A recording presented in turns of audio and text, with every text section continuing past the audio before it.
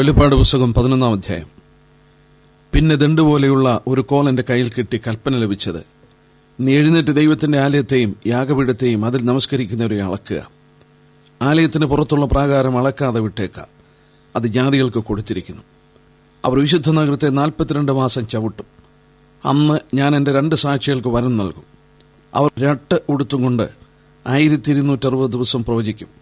അവർ ഭൂമിയുടെ കർത്താവിന്റെ സന്നിധിയിൽ നിൽക്കുന്ന 2 ഒലിവൃക്ഷവും 2 നിലവിളക്കുമാകുന്നു. ആരെങ്കിലും അവർക്ക് ദോഷം ചെയ്യുവാൻ ഇച്ഛിച്ചാൽ അവരുടെ വായിൽ നിന്ന് തീ പുറപ്പെട്ട് അവരുടെ ശത്രുക്കളെ ദഹിപ്പിച്ചു കളയും. അവർക്ക് ദോഷം വരുത്തുവാൻ ഇച്ഛിക്കുന്നവർ ഇങ്ങനെ മരിക്കേണ്ടി വരും. അവരുടെ പ്രവചനകാലത്ത് മഴ പെയ്യാതെ വണ്ണം ആകാശം അടച്ചു കളവാനും അവർ അധികാരമുണ്ട്. വെള്ളത്തെ രക്തമാക്കുവാനും ഇച്ഛിക്കുമ്പോഴൊക്കെയും സകലബാധ കൊണ്ടും ഭൂമിയെ ദണ്ഡിപ്പിക്കാനും അധികാരമുണ്ട്. അവർ തങ്ങളുടെ സാക്ഷ്യം തികച്ച ശേഷം ആഴത്തിൽ നിന്ന് കയറി വരുന്ന മൃഗം അവരോട് പടവെട്ടി അവരെ ജയിച്ച് കൊന്നുകളയും. അവരുടെ കർത്താവ് ക്രൂശിക്കപ്പെട്ടതും ആത്മീയമായി സോദോമെന്നും മിസ്രയീമെന്നും പേരുള്ളതുമായ മഹാനഗരത്തിന്റെ വീതിയിൽ അവരുടെ ശവം കിടക്കും. സകല വംശക്കാരും ഗോത്രക്കാരും ഭാഷക്കാരും ജാതിക്കാരും അവരുടെ ശവം 3.5 ദിവസം കാണും. അവരുടെ ശവം കല്ലറയിൽ വെപ്പാൻ സമ്മതിക്കയില്ല. ഈ പ്രവാചകന്മാർ ഇരുവരും ഭൂമിയിൽ വസിക്കുന്നവരെ ദണ്ഡിപ്പിച്ചതുകൊണ്ട് ഭൂവാസികൾ അവർ നിമിത്തം സന്തോഷിച്ചും ആനന്ദിക്കുകയും അന്യോന്യം സമ്മാനം കൊടുത്തയക്കുകയും ചെയ്യും. 3 ദിവസം കഴിഞ്ഞ ശേഷം ദൈവത്തിൽ നിന്ന് ജീവവിശ്വാസം അവരിൽ വന്ന് അവർ കാൽ ഊന്നി നിന്നു. അവരെ കണ്ടവർ ഭയവരശരായി തീർന്നു. ഇവിടെ കയറി വരുവീൻ എന്ന് സ്വർഗ്ഗത്തിൽ നിന്ന് മഹാശബ്ദം പറയുന്നത് കേട്ടു. അവർ മേഘത്തിൽ സ്വർഗ്ഗത്തിലേക്ക് കയറി. അവരുടെ ശത്രുക്കൾ അവരെ നോക്കിക്കൊണ്ടിരുന്നു. ആ നാഴികയിൽ വലിയൊരു ഭൂകമ്പം ഉണ്ടായി. നഗരത്തിൽ 10-1 ഇടിഞ്ഞു വീണു. ഭൂകമ്പത്തിൽ 7000 പേർ മരിച്ചുപോയി. ശേഷിച്ചവർ ഭയവരശരായി സ്വർഗ്ഗത്തിലെ ദൈവത്തിന് മഹത്വം കൊടുത്തു. 2-ാം കഷ്ടം കഴിഞ്ഞു, 3-ാമത്തെ കഷ്ടം വേഗം വരുന്നു. വെളിപ്പാട് പുസ്തകം 1-ാം അധ്യായം തുടങ്ങി 14 വരെയുള്ള വാക്യങ്ങളാണ് നാം പ്രാരംഭമായി വായിച്ചത്. വേദപുസ്തക വ്യാഖ്യാനത്തിൽ, പ്രത്യേകിച്ച് വെളിപ്പാട് പുസ്തകത്തിൽ വ്യാഖ്യാനിക്കപ്പെടുവാൻ ഏറ്റവും ബുദ്ധിമുട്ടുള്ള ഒരു അധ്യായമായി 11-ാം അധ്യായത്തെ കരുതുന്നു. അതിന്റെ കാരണം, ഈ 11-ാം അധ്യായത്തിൽ ഒരു പട്ടണത്തെക്കുറിച്ചും ദേവാലയത്തെക്കുറിച്ചും അതോടുള്ള ബന്ധത്തിലുള്ള സംഭവങ്ങളെക്കുറിച്ച് പറയുമ്പോൾ പുരാതന വ്യാഖ്യാതാക്കളിൽ ഏറിയ പങ്കും ആധുനിക കാലത്ത് സഭ പീഡനകാലത്തിൽ കൂടെ കടന്നുപോകും എന്ന് പഠിപ്പിക്കുന്ന പോസ്റ്റ് ട്രിബുലേഷനിസ്റ്റുകളും ഒക്കെ ഇവിടെ പറയുന്ന പട്ടണത്തെയും ദേവാലയത്തെയൊക്കെ ആത്മീകരിപ്പാൻ, സ്പിരിച്വലൈസ് ചെയ്യുവാനായിട്ട് അവർ ശ്രമിക്കുന്നു. എന്നാൽ ഈ അധ്യായത്തിൽ പറഞ്ഞിരിക്കുന്ന കാര്യങ്ങൾ ആക്ഷരികമാണ് എന്ന് നമുക്ക് മനസ്സിലാക്കാൻ സാധിക്കും. ഉദാഹരണമായിട്ട് ഒരു പട്ടണത്തെക്കുറിച്ച് ഇവിടെ പറയുന്നുണ്ട്. അത് ആത്മീകരിപ്പാനായിട്ട് ശ്രമിക്കുമ്പോൾ, അവിടെയുള്ള ദേവാലയം ദൈവസഭയാണെന്ന് പറയുവാനായിട്ട് ശ്രമിക്കുമ്പോൾ നാം ഒരു കാര്യം ഓർക്കണം. ഇവിടെ പറയുന്ന സംഭവങ്ങൾ ആക്ഷരികമായി സംഭവിക്കേണ്ട കാര്യങ്ങളാണ്. ഉദാഹരണമായിട്ട് അതിന്റെ 8-ാം വാക്യം ശ്രദ്ധിച്ചു നോക്കിയാൽ ആ പട്ടണത്തെക്കുറിച്ച് പറയുന്നു, അവരുടെ കർത്താവ് ക്രൂശിക്കപ്പെട്ടതും ആത്മീയമായി സോദോമെന്നും മിസ്രയീമെന്നും പേരുള്ളതുമായ മഹാനഗരത്തിന്റെ വീതിയിൽ അവരുടെ ശവം കിടക്കും. അവരുടെ കർത്താവ് ക്രൂശിക്കപ്പെട്ടത് ഇസ്രയേലിൽ യെരുശലേമിലാണ്. നമുക്ക് കർത്താവ് ക്രൂശിക്കപ്പെട്ട ആ പട്ടണത്തെക്കുറിച്ച് ഇവിടെ പറയുമ്പോൾ ആക്ഷരികമായൊരു പട്ടണമാണ്. ഇത് ആത്മീകരിപ്പാനായിട്ട് നമുക്ക് സാധിക്കുകയില്ല. ഇവിടെ പറഞ്ഞിരിക്കുന്ന സംഭവങ്ങൾ ആക്ഷരികമായി തന്നെ സംഭവിക്കുമെന്നുള്ളതിന് യാതൊരു തർക്കവുമില്ല. എന്നാൽ വ്യാഖ്യാതാക്കളെ വിഷമിപ്പിച്ചുകൊണ്ടിരുന്ന ഒരു വിഷയം, ഈ ഭാഗം വായിക്കുമ്പോൾ യഹൂദന് ഒരു ദേവാലയമില്ല, യഹൂദന് ഈ സ്ഥലവും അവന്റെ കയ്യിലില്ലായിരുന്നു. അതായിരുന്നു ഇത് വ്യാഖ്യാനിപ്പാൻ, ആക്ഷരികമായി വ്യാഖ്യാനിപ്പാനായിട്ട് ഏറ്റവും പ്രശ്നമുഖരിതമായി കൊണ്ടിരുന്ന വിഷയം. എന്നാൽ യഹൂദന് യെരുശലേം തിരിച്ചു കിട്ടുകയും ദേവാലയം പണിയപ്പെടുമെന്നുള്ളൊരു പ്രതീക്ഷ യഹൂദന്റെ ഹൃദയത്തിൽ അങ്കുരിക്കുകയും ചെയ്തപ്പോൾ ഈ ഭാഗങ്ങളൊക്കെ ആക്ഷരികമായി നിവർത്തിക്കപ്പെടുമെന്ന് ഏറിയ പങ്കും ഇന്ന് കരുതുവാനായിട്ട് തുടങ്ങി. ഏതായാലും നമുക്കിവിടെ നോക്കാം. ഇവിടെ 11-ാം അധ്യായത്തിന്റെ ആദ്യ വാക്യങ്ങളിൽ നമ്മൾ വായിക്കുമ്പോൾ, നീ എഴുന്നേറ്റ് ദൈവത്തിന്റെ ആലയത്തെയും യാഗപീഠത്തെയും അതിൽ നമസ്കരിക്കുന്നവരെയും അളക്കുക, ആലയത്തിന് പുറത്തുള്ള പ്രാകാരം അളക്കാതെ വിട്ടേക്ക, അത് ജാതികൾക്ക് കൊടുത്തിരിക്കുന്നു. യഹൂദന്റെ ദേവാലയത്തിന്റെ ചരിത്രം പഠിച്ചാൽ ഇനിയും ഈ പണി പറയപ്പെടുന്നത് 3ാമത് പണിയപ്പെടുന്ന ദേവാലയമാണെന്ന് കാണാനായിട്ട് സാധിക്കും. ഇന്നേക്ക് ഏതാണ്ട് 3000 വർഷങ്ങൾക്ക് മുമ്പ്, അതായത് BC 960 ആദ്യമായി ദേവാലയം മോറിയ മലയിൽ ശലോമോൻ രാജാവ് പണിയുന്നത്. എന്നാൽ ആ ദേവാലയം ബാബിലോൺ രാജാവായ നെബൂഖദ്നേസറിന്റെ സൈന്യം BC 568 നശിപ്പിച്ചു കളഞ്ഞു. എന്നാൽ ആ നശിപ്പിക്കപ്പെട്ട് കിടന്ന സ്ഥലത്ത് വീണ്ടും ഏതാണ്ട് 2400 വർഷം മുമ്പ് ബാബിലോൺ പ്രവാസത്തിൽ നിന്ന് മടങ്ങി വന്ന ആ പ്രവാസികൾ സെരുബാബേലിന്റെ നേതൃത്വത്തിൽ 2ാമത്തെ ദേവാലയം ആദ്യം ദേവാലയം നിന്ന സ്ഥലത്ത് തന്നെ അവർ പണിയുവാൻ ആരംഭിക്കുന്നു. എന്നാൽ ആ ദേവാലയമാണ് ഹെരോദ രാജാവ്, ഹെരോദ ഗ്രേറ്റ്, വീണ്ടും അത് പുതുക്കിപ്പണിത് യഹൂദന്റെ പ്രീതി സമ്പാദിപ്പാൻ വളരെ വിപുലമായ ഒരു പണി താൻ നടത്തുകയുണ്ടായി. കണക്കുകൾ പറയുന്നത് ഏതാണ്ട് BC 20 താൻ പണി ആരംഭിച്ചു. AD 64 അതിന്റെ പണി പൂർത്തീകരിച്ചിട്ടില്ല. നമ്മുടെ കർത്താവ് ഈ ഭൂമിയിലായിരുന്നപ്പോൾ താൻ കടന്നുപോയ ദേവാലയം ഈ ദേവാലയമാണ്. അതായത് ഹെരോദ രാജാവ് പുതുക്കിപ്പണിത ദേവാലയം. അതിന്റെ പണികൾ പൂർത്തീകരിച്ചിട്ടില്ല, അതന്നും നടന്നുകൊണ്ടിരിക്കുകയാണ്. എന്നാൽ ആ ദേവാലയം AD 70 റോമൻ സൈന്യാധിപനായ തീത്തോസും തന്റെ സൈന്യവും അത് നശിപ്പിച്ചു കളഞ്ഞു. അവർ അത് നശിപ്പിക്കുമ്പോൾ മത്തായി സുവിശേഷം 24 അധ്യായത്തിന്റെ ആദ്യത്തെ 2 വാക്യങ്ങളിൽ കർത്താവ് പറഞ്ഞ ആശ്ചര്യമായ വാക്കുകൾ അവിടെ നിവർത്തിക്കപ്പെടുകയായിരുന്നു. കർത്താവിന്റെ ഐഹിക ജീവിതകാലത്തിൽ തന്റെ അവസാനത്തെ ആഴ്ച യെരുശലേമിലും യെരുശലേം ദേവാലയത്തിന്റെ അങ്കണത്തിലും താൻ ചെലവഴിച്ചു. അന്ന് ശിഷ്യന്മാരോട് സംസാരിച്ച സംഭാഷണമാണ് മത്തായി 24 നാം വായിക്കുന്നത്. ഈ പറഞ്ഞ ദേവാലയം മനോഹരമായി അവിടെ നിലനിൽക്കുകയാണ്. ആ ദേവാലയത്തെക്കുറിച്ച് അഭിമാനം കൂറിയ ശിഷ്യന്മാർ കർത്താവിനെ കാണിപ്പാനായിട്ട് ക്ഷണിക്കുന്നു. കർത്താവ് അവരോട് സംസാരിച്ച കാര്യമാണ് 1-2 വാക്യം. യേശു ദേവാലയം വിട്ടുപോകുമ്പോൾ ശിഷ്യന്മാർ അവന് ദേവാലയത്തിന് പണി കാണിക്കേണ്ടതിന് അവന്റെ അടുക്കൽ വന്നു. അവനവരോട് ഇതെല്ലാം കാണുന്നില്ലയോ? ഇടിഞ്ഞു പോകാതെ കല്ലിന്മേൽ കല്ലിവിടെ ശേഷിക്കില്ല എന്ന് ഞാൻ സത്യമായി നിങ്ങളോട് പറയുന്നു എന്ന് പറഞ്ഞു. അന്ന് യഹൂദന്മാരായ ശിഷ്യന്മാർക്ക് അത് വിശ്വസിപ്പാൻ ബുദ്ധിമുട്ടാണ്. ലോകത്തിലൊരു അഭിമാന സ്തംഭമായി, യഹൂദന്റെ അഭിമാനമായി നിലനിന്ന ഹെരോദ രാജാവ് BC 20 പണി ആരംഭിച്ച് AD 60 വരെയും പണിതിട്ടും തീരാതെ വണ്ണം അത്ര മനോഹരമായി വിപുലമായി പണിതുയർത്തിയ സൗധം കർത്താവ് പറയുന്നു കല്ലിനുമേൽ കല്ല് ശേഷിക്കാതെ വരുന്നൊരു കാലം വരുന്നു. എന്നാൽ ആശ്ചര്യമായി നമുക്കറിയാം, AD 70 കർത്താവ് ഇത് പറഞ്ഞ് ഏതാണ്ട് 40 വർഷം കഴിഞ്ഞപ്പോൾ ആശ്ചര്യമായി കർത്താവ് പറഞ്ഞതുപോലെ റോമൻ സൈന്യം ദേവാലയം നശിപ്പിച്ചു. കല്ലിനുമേൽ കല്ല് ശേഷിക്കാതെ വണ്ണം അവിടം തകർത്തു കളഞ്ഞു. എന്നാൽ ഇന്ന് നമ്മൾ വായിച്ച വേദഭാഗത്തിൽ യോഹന്നാൻ പത്മോസിൽ കിടന്നുകൊണ്ട് വീണ്ടും ഒരു ദേവാലയം നിലനിൽക്കുന്നതും യാഗപീഠത്തിൽ അതിൽ യാഗങ്ങൾ അർപ്പിക്കുന്നതും അവിടെ നമസ്കരിക്കുന്നതായ ആളുകളെ യോഹന്നാന് കാണിച്ചു കൊടുത്ത് അവിടെ മളക്കുവാനായിട്ട് ദൈവം ആവശ്യപ്പെടുകയാണ്. നാം ഓർക്കണം, ഈ ദർശനം യോഹന്നാൻ കൊടുക്കുന്നത് ഏതാണ്ട് AD 90 അപ്പോൾ ഒരു കാര്യം നമുക്ക് വ്യക്തമാണ്, AD 70 ദേവാലയം പൂർണ്ണമായി നശിപ്പിക്കപ്പെട്ടു. AD 90 ഈ ദർശനം കൊടുക്കുമ്പോൾ അന്ന് നേരത്തെ കർത്താവ് ഈ ഭൂമിയിലായിരുന്നപ്പോൾ നിലനിന്ന ദേവാലയമല്ല. ഇത് ആശ്ചര്യമായി നിവർത്തിക്കപ്പെടണമെങ്കിൽ യഹൂദന് വീണ്ടും ഒരു ദേവാലയം കൂടെ പണിതെങ്കിലേ സാധിക്കുകയുള്ളൂ. വളരെ വ്യക്തമായി ദൈവജനം ഓർപ്പിക്കുന്നുണ്ട്, അങ്ങനെ അവർ വീണ്ടും ഒരു ദേവാലയം കൂടെ പണിയും. എന്നാൽ അവരോടുള്ള ബന്ധത്തിൽ പ്രവചനങ്ങളെ ശ്രദ്ധിക്കുമ്പോൾ അനേക നാളുകൾ യഹൂദൻ ദേവാലയമില്ലാതെ കഴിയുമെന്ന് പ്രവാചകന്മാർ ചൂണ്ടിക്കാണിക്കുന്നുണ്ട്. അതിന്റെ എല്ലാ വിശദീകരണത്തിലേക്കും പോകാതെ ഒരു വാക്യം മാത്രം വായിച്ചാൽ നമുക്ക് ഏതാണ്ട് അത് ബോധ്യമാകത്തക്കവണ്ണം അവിടെ രേഖപ്പെടുത്തിയിട്ടുണ്ട്. ഹോശേയ പ്രവചനം 3 അധ്യായത്തിന്റെ 4-5 വാക്യങ്ങൾ. ഈ വിധത്തിൽ ഇസ്രായേൽ മക്കൾ ബഹുകാലം രാജാവില്ലാതെയും പ്രഭുവില്ലാതെയും യാഗമില്ലാതെയും പ്രതിഷ്ഠയില്ലാതെയും ഏഫോദില്ലാതെയും ഗ്രഹബിംബമില്ലാതെയും ഇരിക്കും. പിന്നത്തേതിൽ ഇസ്രായേൽ മക്കൾ തിരിഞ്ഞ് തങ്ങളുടെ ദൈവമായ യഹോവയെയും തങ്ങളുടെ രാജാവായ ദാവീദിനെയും അന്വേഷിക്കും. ഭാവി കാലത്ത് അവർ ഭയപ്പെട്ടും കൊണ്ട് യഹോവയിലേക്കും അവന്റെ നന്മയിലേക്കും വരും. ഇവിടെ ഈ വേദഭാഗത്തിൽ വളരെ വ്യക്തമായി നമ്മൾ വായിക്കുന്നുണ്ട്, ഇസ്രയേലിന്റെ പൂർവ്വകാല ചരിത്രവും ഭാവികാല ചരിത്രവും ഇവിടെ രേഖപ്പെടുത്തുന്നുണ്ട്. ഇവിടെ നോക്കുക, ഇങ്ങനെ വായിക്കുന്നു, ഈ വിധം ഇസ്രയേൽ ബഹുകാലം, ഇംഗ്ലീഷിൽ വായിച്ചാൽ ഫോർ മെനി ഡേയ്സ്, അനേക നാളുകൾ അവർ ഇങ്ങനെ കഴിയും. എങ്ങനെ കഴിയും? രാജാവില്ലാതെ, പ്രഭുവില്ലാതെ, യാഗമില്ലാതെ, ഏഫോദില്ലാതെ, പ്രതിഷ്ഠയില്ലാതെ, ഗൃഹബിംബമില്ലാതെ അനേക നാളുകൾ യഹൂദന്മാർ കഴിയും, ബഹുകാലം കഴിയും.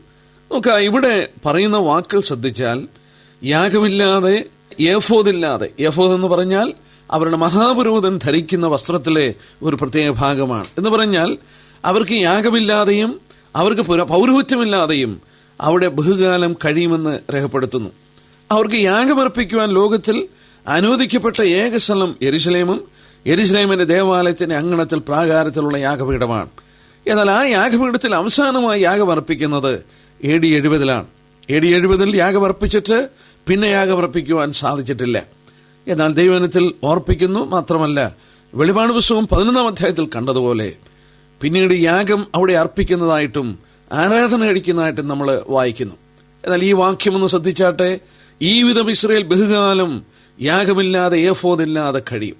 എന്നെ കേൾക്കുന്ന പ്രിയപ്പെട്ടവരെ, എത്രയോ ആശ്ചര്യമായിട്ടാണ് ദൈവജനം നിവർത്തിക്കപ്പെടുന്നതെന്നുള്ളത് ഓർക്കുക. ബഹുകാലം, ഫോർ മെനി ഡേയ്സ്. രാജാവില്ലാതെയും പ്രഭുവില്ലാതെയും എന്ന് പറഞ്ഞാൽ without A king and without A Prince. അവരുടെ പട്ടാളത്തെ നയിക്കുവാനോ അവരുടെ സിവിൽ അഡ്മിനിസ്ട്രേഷൻ നടത്തുവാനോ എന്ന് പറഞ്ഞാൽ രാജ്യത്തിന്റെ യാതൊരു ഭരണകൂടവും ഇല്ലാതെ അതെല്ലാം തകർന്ന് തരിപ്പണമായി അവർക്ക് നേതൃത്വം കൊടുക്കുവാൻ ഒരു രാജാവോ പ്രഭുകുമാരനോ ഇല്ലാതെ അനേകം നാളുകൾ അങ്ങനെ കിടക്കും. എത്ര ആശ്ചര്യമായി AD 70 അവരുടെ ദേവാലയം നശിപ്പിക്കപ്പെട്ട് യഹൂദനെ ലോകത്തിൽ ചിതറിക്കപ്പെട്ടതിന്റെ മനോഹരമായ ഒരു പ്രവചന ഭാഗമാണ്. യാഗമില്ലാതെയും ഏഫോദില്ലാതെയും ഇരിക്കും. അത് നമ്മൾ ഓർത്തതുപോലെ ആശ്ചര്യമായി സംഭവിച്ചു. ഏഫോദില്ലാതിരിക്കും. മഹാപുരോഹിതന്റെ മാർപ്പതക്കം ഉറീമും തുമ്മീമുമുള്ള ആ ധരിക്കുന്ന വസ്ത്രത്തിന്റെ ഭാഗമാണ് ഏഫോദ്. പുറപ്പാട് ദിവസം 28:6 തൊട്ടുള്ള വാക്യങ്ങളിൽ വായിക്കുന്നു. അതുമില്ലാതെ കഴിയും. മാത്രമല്ല പ്രതിഷ്ഠയില്ലാതെയും ഗൃഹബിംബമില്ലാതെയും ഇരിക്കും. വിതൗട്ട് എൻ ഇമേജ്, വിതൗട്ട് റാഫിം എന്ന് പറഞ്ഞാൽ യാതൊരു ബിംബങ്ങളും അവർക്കുണ്ടായിരിക്കില്ല. ബാബേൽ പ്രവാസത്തിൽ നിന്ന് മടങ്ങി വന്ന ശേഷം AD 70 അവരുടെ ദേവാലയം നശിപ്പിക്കപ്പെട്ട ശേഷം അവര് ബിംബത്തെ ആരാധിച്ചിട്ടില്ല. എത്ര സത്യമാണ്! ഒരു ദൈവദാസൻ ഓർപ്പിച്ച പോലെ ശരിയായിട്ടുള്ള ആരാധനയുമില്ല, തെറ്റായ ആരാധനയും അവർക്കില്ല. ബിംബങ്ങളെ നമസ്കരിക്കുന്നുമില്ല, അവരുടെ ദേവാലയത്തിൽ അവർക്ക് ആരാധന കഴിപ്പാനും സാധിക്കുന്നില്ല. ഈ വിധത്തിൽ ബഹുകാലം അവർ കഴിയും. എത്രയോ ആശ്ചര്യമായി ദൈവജനം നിവർത്തിക്കപ്പെടുന്നു. AD 70 ചിതറിക്കപ്പെട്ട യഹൂദൻ രാജ്യമില്ലാതെ ഉഴന്നു നടക്കുമ്പോൾ ബഹുകാലം ഈ പ്രവചനം നിവർത്തിക്കപ്പെട്ടുകൊണ്ട് കഴിയുകയാണ്. എന്നാൽ നമ്മൾ ഓർക്കണം, 1948 അവർ ഒരു സ്വതന്ത്ര രാഷ്ട്രമായി. അവർ മടങ്ങി വന്നപ്പോൾ അവരുടെ ദേവാലയം നിലനിന്ന യെരുശലേമിന്റെ പടിഞ്ഞാറ് ഭാഗം മാത്രമാണ് അവർക്ക് കിട്ടിയത്. കിഴക്ക് ഭാഗം കിട്ടിയിരുന്നില്ല. അവരുടെ ദേവാലയം നിലനിൽക്കുന്നത് കിഴക്കേ യെരുശലേമിലാണ്, അല്ലെങ്കിൽ പഴയ യെരുശലേമിലാണ്. എന്നാൽ 1967 6 ദിവസത്തെ യുദ്ധത്തിൽ അവർക്ക് പഴയ യെരുശലേമും മടക്കി കിട്ടി. എന്ന് പറഞ്ഞാൽ ഏതാണ്ട് 2400 വർഷങ്ങൾക്ക് ശേഷം, വളരെ ദീർഘമായ കാലയളവിന്റെ ശേഷം യഹൂദൻ വീണ്ടും അവന്റെ പഴയ ദേവാലയം നിൽക്കുന്ന സ്ഥലത്ത് അവൻ കാലുകുത്തുകയാണ്. ആ സ്ഥലം വീണ്ടും അവനൊരു ദേവാലയം പണിയുവാനുള്ള ആഗ്രഹം അവന്റെ മനസ്സിൽ അങ്കുരിക്കുകയാണ്. ഇവിടെ ഓർത്തതുപോലെ ഭാവി കാലത്ത് 5-ാം വാക്യത്തിൽ നമ്മൾ വായിക്കുന്നു, ഹോശേയ പ്രവചനം 3:5 പിന്നത്തേതിലോ ഇസ്രായേൽ മക്കൾ എന്ന് പറഞ്ഞ് ഭാവി കാലത്ത് അവർ ഭയപ്പെട്ടും കൊണ്ട് യഹോവയിലേക്ക് അവന്റെ നന്മയിലേക്ക് മടങ്ങി വരും. ഭാവി കാലം എന്നുള്ളത് ഇംഗ്ലീഷ് ബൈബിളിൽ ഇൻ ദ ലേറ്റർ ഡേയ്സ്, അന്ത്യകാലത്ത്. എപ്പോഴും അത് കർത്താവായ യേശുക്രിസ്തു മടങ്ങി വരുന്നതിനുള്ള ബന്ധത്തിൽ കാണിക്കുന്ന ഒരു പദപ്രയോഗമാണ്. ഓർക്കുക, ദൈവത്തിന്റെ വചനം ഓർക്കുക, പ്രവചന ഭാഗങ്ങളെ ശ്രദ്ധിച്ചു നോക്കുക, വെളിപാട് പുസ്തകത്തിൽ പറഞ്ഞിരിക്കുന്ന വാക്കുകളെ ശ്രദ്ധിച്ചു നോക്കുക. ബഹുകാലം രാജാവില്ലാതെ, ഭരണകൂടമില്ലാതെ, ബഹുകാലം യാഗപീഠമോ ദേവാലയവുമില്ലാതെ, ബഹുകാലം അവർക്ക് പൗരോഹിത്യമില്ലാതെ, മാത്രമല്ല ബഹുകാലം അവർക്ക് പ്രതിഷ്ഠയും ഗൃഹബിംബമില്ലാതെ, വിഗ്രഹാരാധനയില്ലാതെ ഈ ജനങ്ങൾ ലോകത്തിൽ ഉഴന്നു നടന്ന ശേഷം ഭാവി കാലത്ത് ഇൻ ദ ലേറ്റർ ഡേയ്സ് അവരുടെ മശിഹ മടങ്ങി വരുന്ന കാലത്തോടുള്ള ബന്ധത്തിൽ അവർക്കിതൊക്കെ തിരിച്ചു കിട്ടും എന്ന് രേഖപ്പെടുത്തുകയാണ്. നമ്മൾ ഇന്ന് വായിച്ച വേദഭാഗത്തിൽ വെളിപാട് ദിവസം 11-ാം അധ്യായത്തിൽ അവർ ദേവാലയം പണിത് ആരാധന കഴിക്കുന്ന ചിത്രം കാണുന്നു. ഇന്നും അനേകർക്ക് സംശയമാണ്, അവിടെ ഒരു ദേവാലയം പണിയപ്പെടുമോ? എന്നെ കേൾക്കുന്ന പ്രിയപ്പെട്ടവരെ, ലോകത്തിൽ ഏറ്റവും വിവാദകരമായ ഒരു ഭൂമിയാണ് യഹൂദന്റെ ദേവാലയം നിൽക്കുന്ന സ്ഥലം. കാരണം എന്താണ്? ആ ടെമ്പിൾ മൗണ്ട് ഏരിയ ഏതാണ്ട് 35 ഏക്കറേ ഉള്ളൂ. ലോകത്തിലെ ഏറ്റവും വിലപിടിപ്പുള്ള ഭൂപ്രദേശം അവിടെയാണ്. കാരണം ലോകത്തിലുള്ള എല്ലാ മുസൽമാനും വിശ്വസിക്കുന്നു അവരുടെ മുഹമ്മദ് നബി സ്വർഗ്ഗാരോഹണം ചെയ്തത് ആ പ്രതലത്തിൽ നിന്നാണ്. അതിന്റെ സ്മാരകമായി അവിടെ പണിതിരിക്കുന്ന ഓമറിന്റെ പള്ളിയും ഡോം ഓഫ് ദി റോക്കും ദേവാലയം പണിയുവാൻ തടസ്സമായി കഴിഞ്ഞ നാളുകളിൽ നിന്നു. അവിടെയാണ് ഈ ദേവാലയം പണിയപ്പെട്ട ആരാധന കഴിക്കുന്നതായിട്ട് ദൈവം യോഹന്നാൻ AD 90 കാണിച്ചു കൊടുക്കുന്നത്. അങ്ങനെ ദേവാലയം ഇനി യെരുശലേമിൽ പണിയപ്പെടുമോ?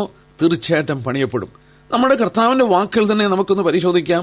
മത്തായി സുവിശേഷം 24-ാം അധ്യായത്തിൽ യേശുക്രിസ്തു യഹൂദന്മാരോട് പറഞ്ഞ വാക്കുകൾ നമുക്ക് ആ അധ്യായത്തിൽ നിന്ന് നമുക്കൊന്ന് പരിശോധിച്ച് നോക്കാം. മത്തായി സുവിശേഷം 24-ാം അധ്യായത്തിൽ നമ്മൾ ആദ്യത്തെ 1-2 വാക്യങ്ങൾ വായിക്കുകയുണ്ടായി. അതിന്റെ 3-ാം വാക്യം, അവൻ ഒലിവുമലയിൽ ഇരിക്കുമ്പോൾ ശിശുമാർ തനിച്ചവന്റെ അടുക്കൽ വന്നു അവനോട് കാര്യങ്ങൾ തിരക്കുകയാണ്. നമ്മുടെ കർത്താവ് അവരോട് മറുപടി പറയുന്നു. ആ പറഞ്ഞ കൂട്ടത്തിൽ 15 തൊട്ടുള്ള വാക്യം ശ്രദ്ധിക്കുക. എന്നാൽ ദാനിയേൽ പ്രവാചകൻ മുഖാന്തരം അരളി ചെയ്ത പോലെ ശൂന്യമാക്കുന്ന മ്ലേച്ഛത വിശുദ്ധ സ്ഥലത്ത് നിൽക്കുന്നത് നിങ്ങൾ കാണുമ്പോൾ വായിക്കുന്നവൻ ചിന്തിച്ചുകൊള്ളട്ടെ, അന്ന് യഹൂദനുള്ളവർ മലകളിലേക്ക് ഓടിപ്പോകട്ടെ. വീട്ടിന്മേൽ ഇരിക്കുന്നവർ വീട്ടിലുള്ളത് എടുക്കേണ്ടതിന് ഇറങ്ങരുത്. വയലുള്ളവർ വസ്ത്രമെടുക്കേണ്ടതിന് മടങ്ങിപ്പോകരുത്. ആ കാലത്ത് ഗർഭിണികൾക്ക് മുല കുടിപ്പിക്കുന്നവർക്ക് അയ്യോ കഷ്ടം. എന്നാൽ നിങ്ങളുടെ ഓടിപ്പോക്ക് ശീതകാലത്തിലോ ശബത്തിലോ സംഭവിക്കാതിരിപ്പാൻ പ്രാർത്ഥിപ്പീൻ. ലോകാരംഭം മുതൽ ഇന്നുവരെ സംഭവിച്ചിട്ടില്ലാത്തതും ഇനിമേൽ സംഭവിക്കാത്തതുമായ വലിയ കഷ്ടം അന്ന് ഉണ്ടാകും. നമ്മുടെ കർത്താവ് യഹൂദനോട് ചൂണ്ടിക്കാണിക്കുകയാണ് ഒരു പ്രത്യേക അടയാളം. അടയാളം എന്താണ്? അവന്റെ ദേവാലയത്തെ ശൂന്യമാക്കുന്നു. ഇവിടെ നമ്മൾ വായിക്കുന്നത് ദാനിയേൽ പ്രവാചകൻ മുഖാന്തരം അരുളി ചെയ്ത പോലെ ശൂന്യമാക്കുന്ന മ്ലേച്ഛത വിശുദ്ധ സ്ഥലത്ത് നിൽക്കുന്നു. ഒരു യഹൂദന്മാരായ ശിഷ്യന്മാരോട് യേശുക്രിസ്തു ഈ വാക്കുകൾ പറയുമ്പോൾ അവർക്കത് മനസ്സിലാകും. ശൂന്യമാക്കുന്ന മ്ലേച്ഛത അവരുടെ വിശുദ്ധ ഭൂമി, ദേവാലയത്തിന്റെ വിശുദ്ധ ഭൂമിയെ മലിനപ്പെടുത്തുന്ന കാര്യമാണ് പറയുന്നത്. എന്നാണ് ദാനിയേൽ പറഞ്ഞത് നമുക്ക് നോക്കാം. നമ്മുടെ കർത്താവ് പറഞ്ഞു, ദാനിയേൽ പ്രവാചകൻ മുഖാന്തരം അരുളി ചെയ്ത പോലെ എന്ന് നമ്മുടെ കർത്താവ് പറയുകയുണ്ടായി. എന്താണ് ദാനിയേൽ പ്രവാചകൻ പറഞ്ഞത്? ദാനിയേൽ പ്രവാചകൻ പറഞ്ഞത് നമുക്കൊന്ന് പരിശോധിച്ചു നോക്കാം. നമ്മുടെ കർത്താവ് അതെടുത്ത് കോട്ട് ചെയ്യുമ്പോൾ അതിന് പ്രാധാന്യതയുണ്ട്. ദാനിയേൽ പ്രവചനം 9-ാം അധ്യായത്തിന്റെ 27-ാമത്തെ വാക്യം മാത്രം ഒന്ന് വായിക്കാം. അവൻ ഒരു ആഴ്ചവട്ടത്തേക്ക് പലരോടും നിയമത്തെ കഠിനമാക്കും. ആഴ്ചവട്ടത്തിന്റെ മധ്യേ അവൻ ഹനനയാകവും ഭോജനയാകവും നിർത്തലാക്കി കളയും. മ്ലേച്ഛതകളുടെ ചെറുകിന്മേൽ ശൂന്യമാക്കുന്നവൻ വരും. നിർണയിക്കപ്പെട്ടിരിക്കുന്ന സമാപ്തിയോളം ശൂന്യമാക്കുന്നവന്റെ മേൽ കോപം ചൊരിയും. നോക്കുക, ദാനിയേൽ പ്രവാചകൻ പ്രവചിച്ച നോക്കുക.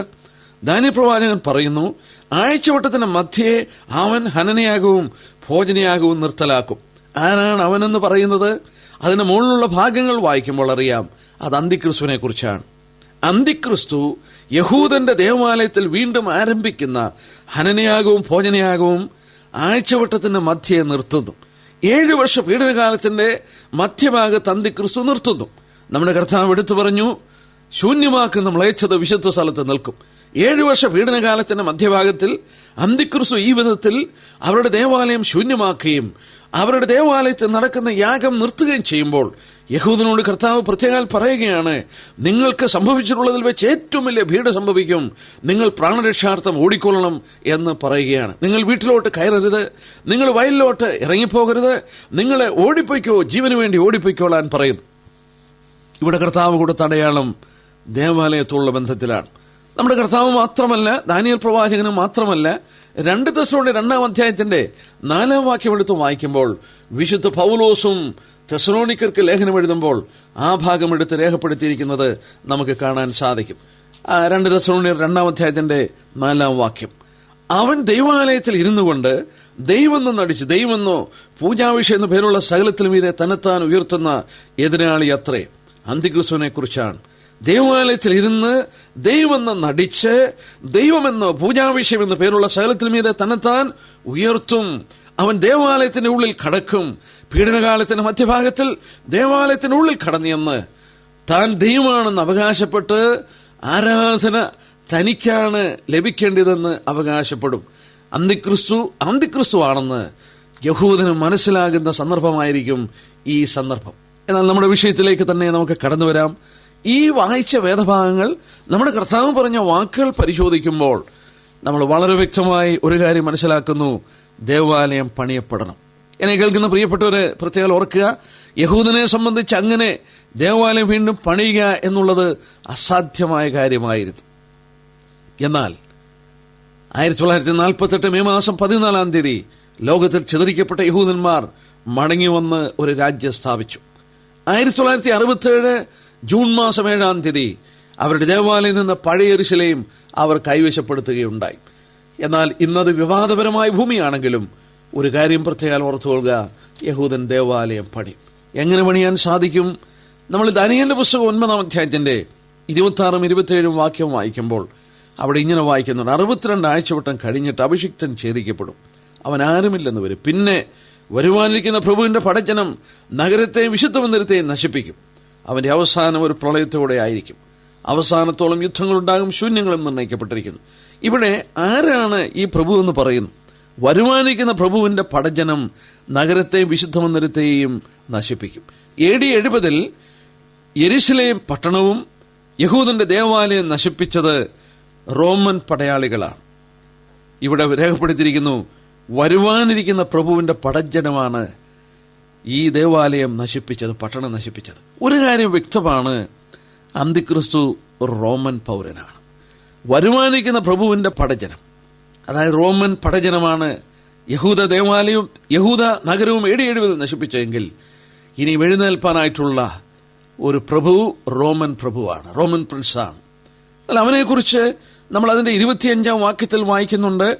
അവനൊരു ആഴ്ചവട്ടത്തോട് പലരോട് നിയമത്തെ കഠിനമാക്കുമെന്ന് പറഞ്ഞാൽ he will make a covenant for 1 week. 7 വർഷത്തേക്ക് അവനൊരു ഉടമ്പടി ഉണ്ടാക്കും, ഒരു സമാധാന ഉടമ്പടി ഉണ്ടാക്കും.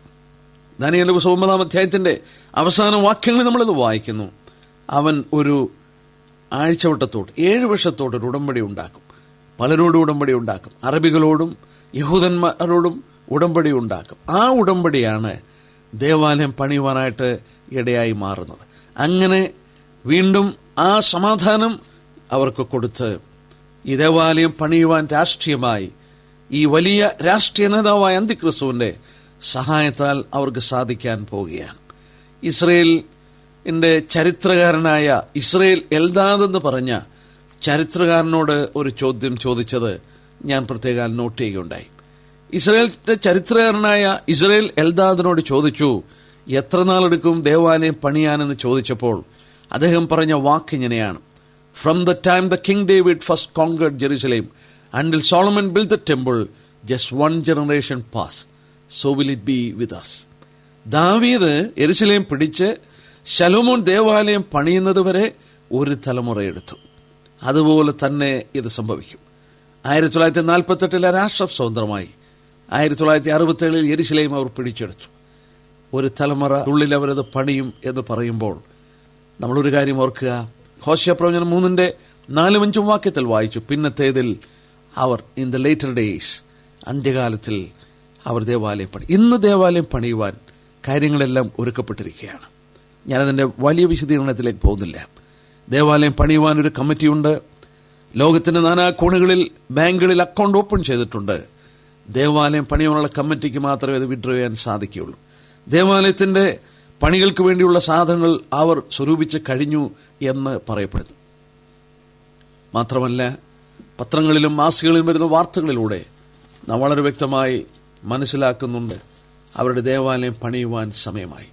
ടൈം മാഗസിനിൽ ഒരു വാർത്ത വരികയുണ്ടായി, time for a new temple, ദേവാലയം പണിയുവാനായിട്ടുള്ള സമയമായി എന്ന് പറഞ്ഞുകൊണ്ട് അവരുടെ കുറിച്ചുള്ള ദേവാലയത്തിന്റെ ഒരു ആർട്ടിക്കിള് 1989 ഒക്ടോബർ 16 വന്ന ടൈം മാഗസിനിൽ ശ്രദ്ധേയമാണ്. ആ വാർത്തയിലുണ്ട്, ദേവാലയത്തിന്റെ ശുശ്രൂഷകൾ ആരംഭിക്കുവാൻ യഹൂദ പുരോഹിതന്മാരെ പോലും അവർ പരിശീലിപ്പിക്കുന്നു. ശുദ്ധീകരണത്തിന് വേണ്ടി പശുഭസ്മം അവർ ക്രമീകരിക്കുന്നു. മറ്റു വിധത്തിൽ പറഞ്ഞാൽ ദേവാലയത്തിന്റെ പണികൾ ഈ വിധത്തിൽ നടത്തുവാൻ അവർ തിരശ്ശീലയ്ക്ക് പിറകിൽ കാര്യങ്ങളൊക്കെ ഒരുങ്ങുന്നുവെങ്കിൽ ഈ ദൈവജനം നിവർത്തിക്കപ്പെടുവാനും സമയമായി. നമ്മൾക്ക് ലോകത്തിൽ നൽകിയ ദിവസങ്ങളും വാസ്തവത്തിൽ അവസാനിക്കാൻ സമയമായി. ഒരിക്കൽ കൂടെ ആ സത്യം നമ്മളെ മനസ്സിലാക്കുന്നു. എന്നാൽ ഇവിടെ നോക്കുക, ഈ പണിയപ്പെടുന്ന ദേവാലയത്തിൽ ഇവിടെ യോഹന്നാന് വെളിപ്പെടുത്തി കിട്ടുന്നു, ദണ്ണുപോലെ ഒരു കോൽ കയ്യിൽ കിട്ടി കൽപ്പന ലഭിച്ചത്, നീ എഴുന്നേറ്റ് ദൈവത്തിന്റെ ആലയത്തെയും യാഗപീഠത്തെയും അതിൽ നമസ്കരിക്കുന്നതിനെ അളക്കുക. നോക്കുക, ഇവിടെ ആരാധന നടക്കുന്നുണ്ട്, യാഗങ്ങൾ അർപ്പിക്കുന്നുണ്ട്. പിന്നെ എന്തിനാണിത് എഴുന്നേറ്റ് അളക്കുവാനായിട്ട് ദൈവം ആവശ്യപ്പെടുന്നത്? നമ്മൾ പഴയ നിയമ പ്രവചനങ്ങൾ ശ്രദ്ധിക്കുമ്പോൾ ഇങ്ങനെ അളക്കുന്നത് പ്രവാചകന്മാർക്ക് കൊടുക്കുന്ന ഒരു സാധാരണ ദർശനമായി വായിക്കുന്നുണ്ട്. എസെക്കിയേൽ 40:36, സക്കറിയ പ്രവചനം 2:1, ആമോസിന് പ്രവചനം 7:7-9 വരെയുള്ള വാക്യങ്ങൾ. ഒന്നുകൂടി ഞാൻ പറയട്ടെ. എസെക്കിയേൽ പ്രവചനം 40, 3-ാം വാക്യം, 6-ാം വാക്യം. സക്കറിയാവ് 2:1, ആമോസ് 7:7-9 വരെയുള്ള വാക്യങ്ങൾ. അവിടെയൊക്കെ അളക്കുന്നത് നമ്മൾ കാണുന്നുണ്ട്. അളക്കുന്നതിന് പല ആശയങ്ങളുണ്ട്. ഒന്ന്, പണിയുവാനായിട്ട് അളക്കുന്നുണ്ട്. മറ്റൊന്ന്, നശിപ്പിക്കുവാനായിട്ട് അളക്കുന്നുണ്ട്. നമുക്ക് വചനത്തിൽ അനേക വാക്യങ്ങളുണ്ട്. വിലാപങ്ങളുടെ പുസ്തകം 2-ാം അധ്യായത്തിന്റെ 8-ാം വാക്യം വായിക്കുമ്പോൾ അങ്ങനെ അളക്കുന്നൊരു ചിത്രം നമ്മൾ കാണുന്നുണ്ട്. അനേക വാക്യങ്ങളുണ്ട്. ആ വാക്യങ്ങളെല്ലാം എടുത്ത് വായിപ്പാൻ നമുക്ക് സമയമില്ല. ഞാൻ യെരമ്യാ പ്രവചനം 2-ാം അധ്യായത്തിന്റെ 8-ാം വാക്യം ഒന്ന് വായിച്ചു കേൾപ്പിക്കാനായിട്ട് ആഗ്രഹിക്കുന്നു. യെരമ്യാ പ്രവചനം 2-ാം അധ്യായം 8-ാമത്തെ വാക്യം. യഹോവ സിയോൻ പുത്രരുടെ മേൽ നശിപ്പിപ്പാൻ നിർണയിച്ചു, അവൻ അളന്ന് നശിപ്പിക്കുന്നതിൽ നിന്ന് കൈ പിൻവലിച്ചില്ല. നോക്കുക, യഹോവ സിയോൻ പുത്രിയെ മതിൽ നശിപ്പിപ്പാൻ നിർണയിച്ചു. അവൻ അളന്ന് നശിപ്പിക്കുന്നതെന്ന് കൈ പിൻവലിച്ചില്ല. ഇസ്രയേലിന്റെ പലപ്പോഴും നശീകരണത്തിന് മുമ്പ് ദൈവം അളക്കുന്നതായിട്ട് നാം വായിക്കുന്നത്. 2 രാജാക്കന്മാർ 21:13 അത് വായിക്കുന്നുണ്ട്. മാത്രമല്ല സക്കറിയാ പ്രവചനം 2:1 ഞാൻ പിന്നെയും തലപൊക്കി നോക്കിയപ്പോൾ കയ്യിൽ അളവുനൂൽ പിടിച്ചിരിക്കുന്ന ഒരു പുരുഷനെ കണ്ടു. നീ എവിടേക്ക് പോകുന്നെന്ന് ഞാൻ ചോദിച്ചതിന് അവൻ, ഞാൻ യെരൂശലേമിനെ അളന്ന് അതിന്റെ വീതി എന്തെന്നും നീളമെന്തെന്നും നോക്കുവാൻ പോകുന്നുവെന്ന് എന്നോട് പറഞ്ഞു. ഇവിടെയും യെരൂശലേമിനെ അളക്കുന്നതായിട്ട് നാം വായിക്കുന്നു. ആമോസിന്റെ പുസ്തകം 7-ാം അധ്യായത്തിന്റെ 7-9 വരെ മതിൽമേൽ തൂക്കുകെട്ട പിടിക്കുവാനായിട്ട് ദൈവം ആവശ്യപ്പെടുന്നു. ഇവിടെയൊക്കെ ഒരു കാര്യം പ്രത്യേക ശ്രദ്ധേയമാണ്. നമ്മൾ ഓർത്തതുപോലെ പണിയുന്നതിനും നശിപ്പിക്കുന്നതിനും അളക്കുന്നതായിട്ട് തിരുവചനത്തിൽ നമ്മൾ വായിക്കുന്നു. ഇവിടെ യോഹന്നാനോട് അളക്കുവാനായിട്ട് എന്തുകൊണ്ട് ദൈവം ആവശ്യപ്പെട്ടു? ദേവാലയം പണിയപ്പെടുന്നു, 3ാമത്തെ ദേവാലയം പണിയപ്പെടുന്നു, യാഗപീഠത്തിൽ യാഗമർപ്പിക്കുന്നു, ജനങ്ങൾ ആരാധിക്കുന്നു. ഇങ്ങനെയുള്ള ഈ ആരാധനാ വേളയിൽ ഈ യാഗങ്ങളൊക്കെ അർപ്പിക്കുമ്പോൾ വീണ്ടും ദൈവം എന്തിനാണ് ഇത് അളക്കുവാനായിട്ട് ആവശ്യപ്പെടുന്നത്? അത് അളക്കുവാനായിട്ട് ആവശ്യപ്പെടുന്നത് ദൈവം ഒരു പ്രത്യേക ഉദ്ദേശത്തോടാണ്.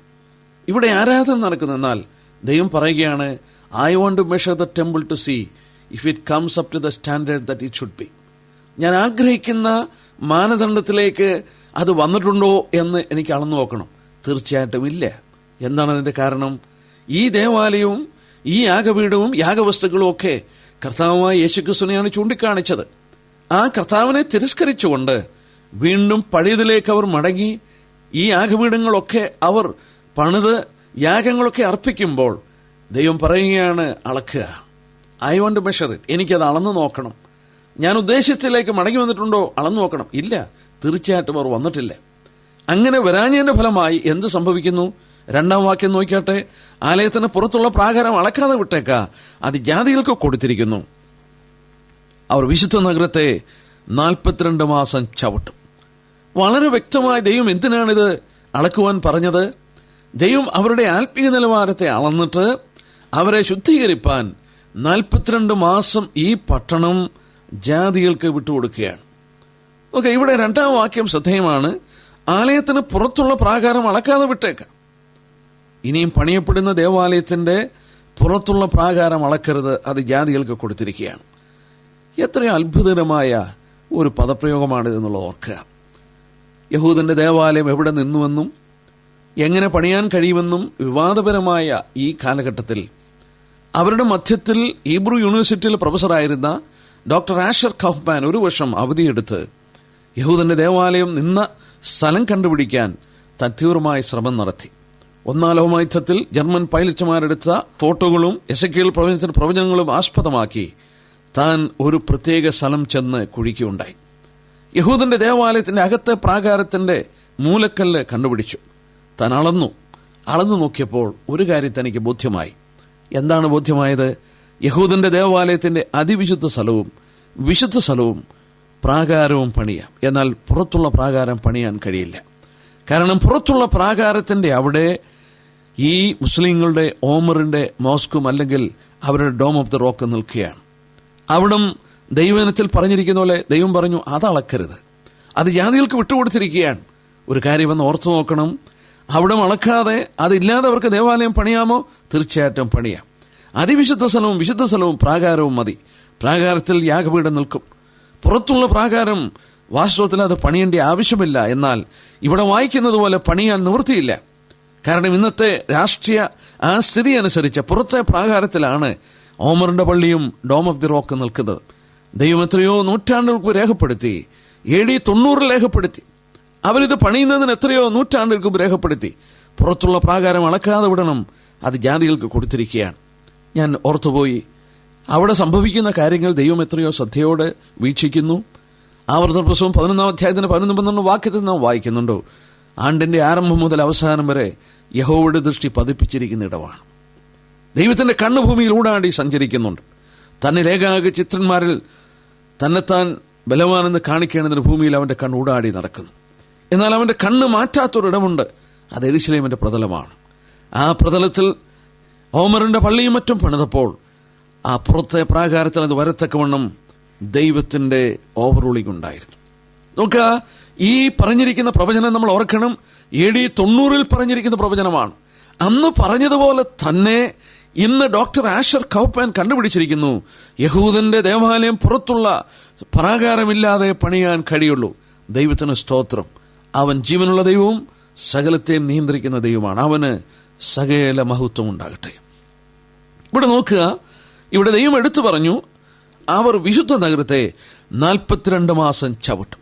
വിശുദ്ധ നഗരത്തെ 42 മാസം ചവിട്ടും. യെരുശലേമിനെ 42 മാസം അല്ലെങ്കിൽ 3.5 വർഷം ചവിട്ടും. 42 മാസം എന്ന് പറയുന്നത് 3.5 വർഷമാണ്.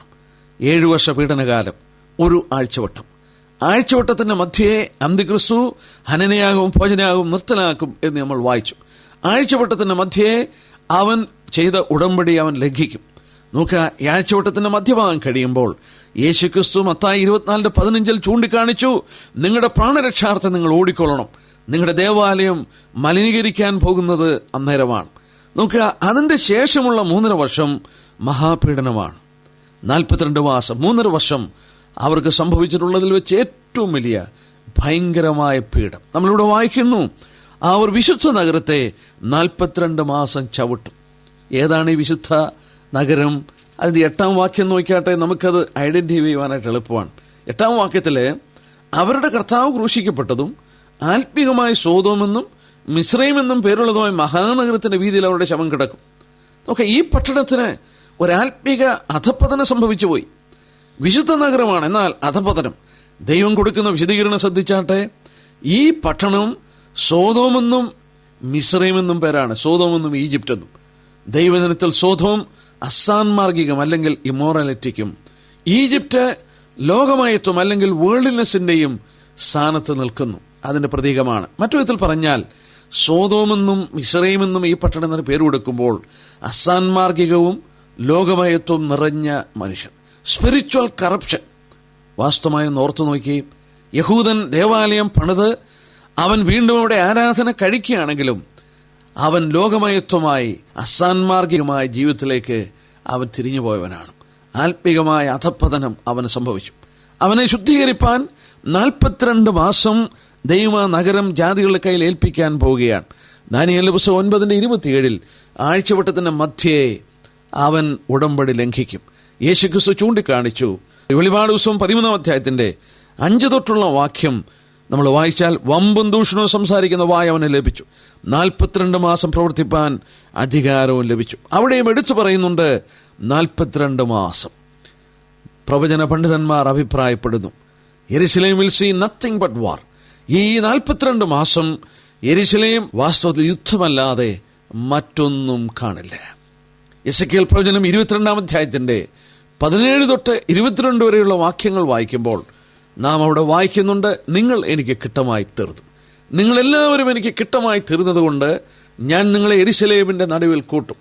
യെരുശലേമിന്റെ നടുവിൽ ഞാൻ നിങ്ങളെ വെള്ളിയും പൊന്നും ഊതിക്കഴിക്കുന്ന പോലെ നിങ്ങളെ ഞാൻ ഊതിക്കഴിക്കും.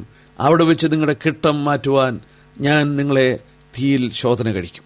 എസെക്കിയേൽ 22:17 വാക്യമാണ്. എന്നെ പ്രിയപ്പെട്ടവരെ, 42 മാസം ജാതികൾക്ക് ദൈവം ഏൽപ്പിച്ചു കൊടുക്കുന്നത് യഹൂദന്റെ ശുദ്ധീകരണത്തിനാണ്. 42 മാസം അവരെ ചവിട്ടുമ്പോൾ അതിന്റെ അവസാനം അവരുടെ ദേവാലയം മലിനീകരിച്ചു. അവർ മശിയാണെന്ന് കരുതിയിരുന്ന വ്യക്തി അന്തിക്രിസ്തുവാണെന്ന് അവർക്ക് മനസ്സിലാകും. അന്ന് അവർ കുത്തിവെങ്കിലേക്ക് നോക്കും. സഖറിയാവ് 12:10 വാക്യത്തിൽ, ഞാൻ ദാവീദ് ഗൃഹത്തിന്മേലും യെരുശലേം നിവാസികളുടെ മേലും കൃപയുടെയും യാചനയുടെയും ആത്മാവിനെ പകരും. തങ്ങൾ കുത്തിയിട്ടുള്ളവങ്കിലേക്ക് അവർ നോക്കും. ഏകജനെക്കുറിച്ച് വിലപിക്കുന്നത് പോലെ അവർ അവനെക്കുറിച്ച് വിലപിക്കും. ഈ പീഡനകാലം അവരെ ശുദ്ധീകരിപ്പാനായിട്ടാണ്. 13:1 അന്ന് ദാവീദ് ഗൃഹത്തിനും യെരുശലേം നിവാസികൾക്കും പാപത്തിന്റെയും മാലിന്യത്തിന്റെയും പരിഹാരത്തിനായി ഒരു ഉറവ തുറന്നിരിക്കും. അതിന്റെ 9-ാം വാക്യത്തിൽ ഇങ്ങനെ വായിക്കുന്നുണ്ട്, 3-ൽ 1 അംശം ഞാൻ തീയിൽ കൂടെ കടത്തി, വെള്ളി ഊതിക്കഴിക്കുന്ന പോലെ അവരെ ഊതിക്കഴിക്കും, പൊന്ന് ശോധന കഴിക്കുന്ന പോലെ അവരെ ശോധന കഴിക്കും.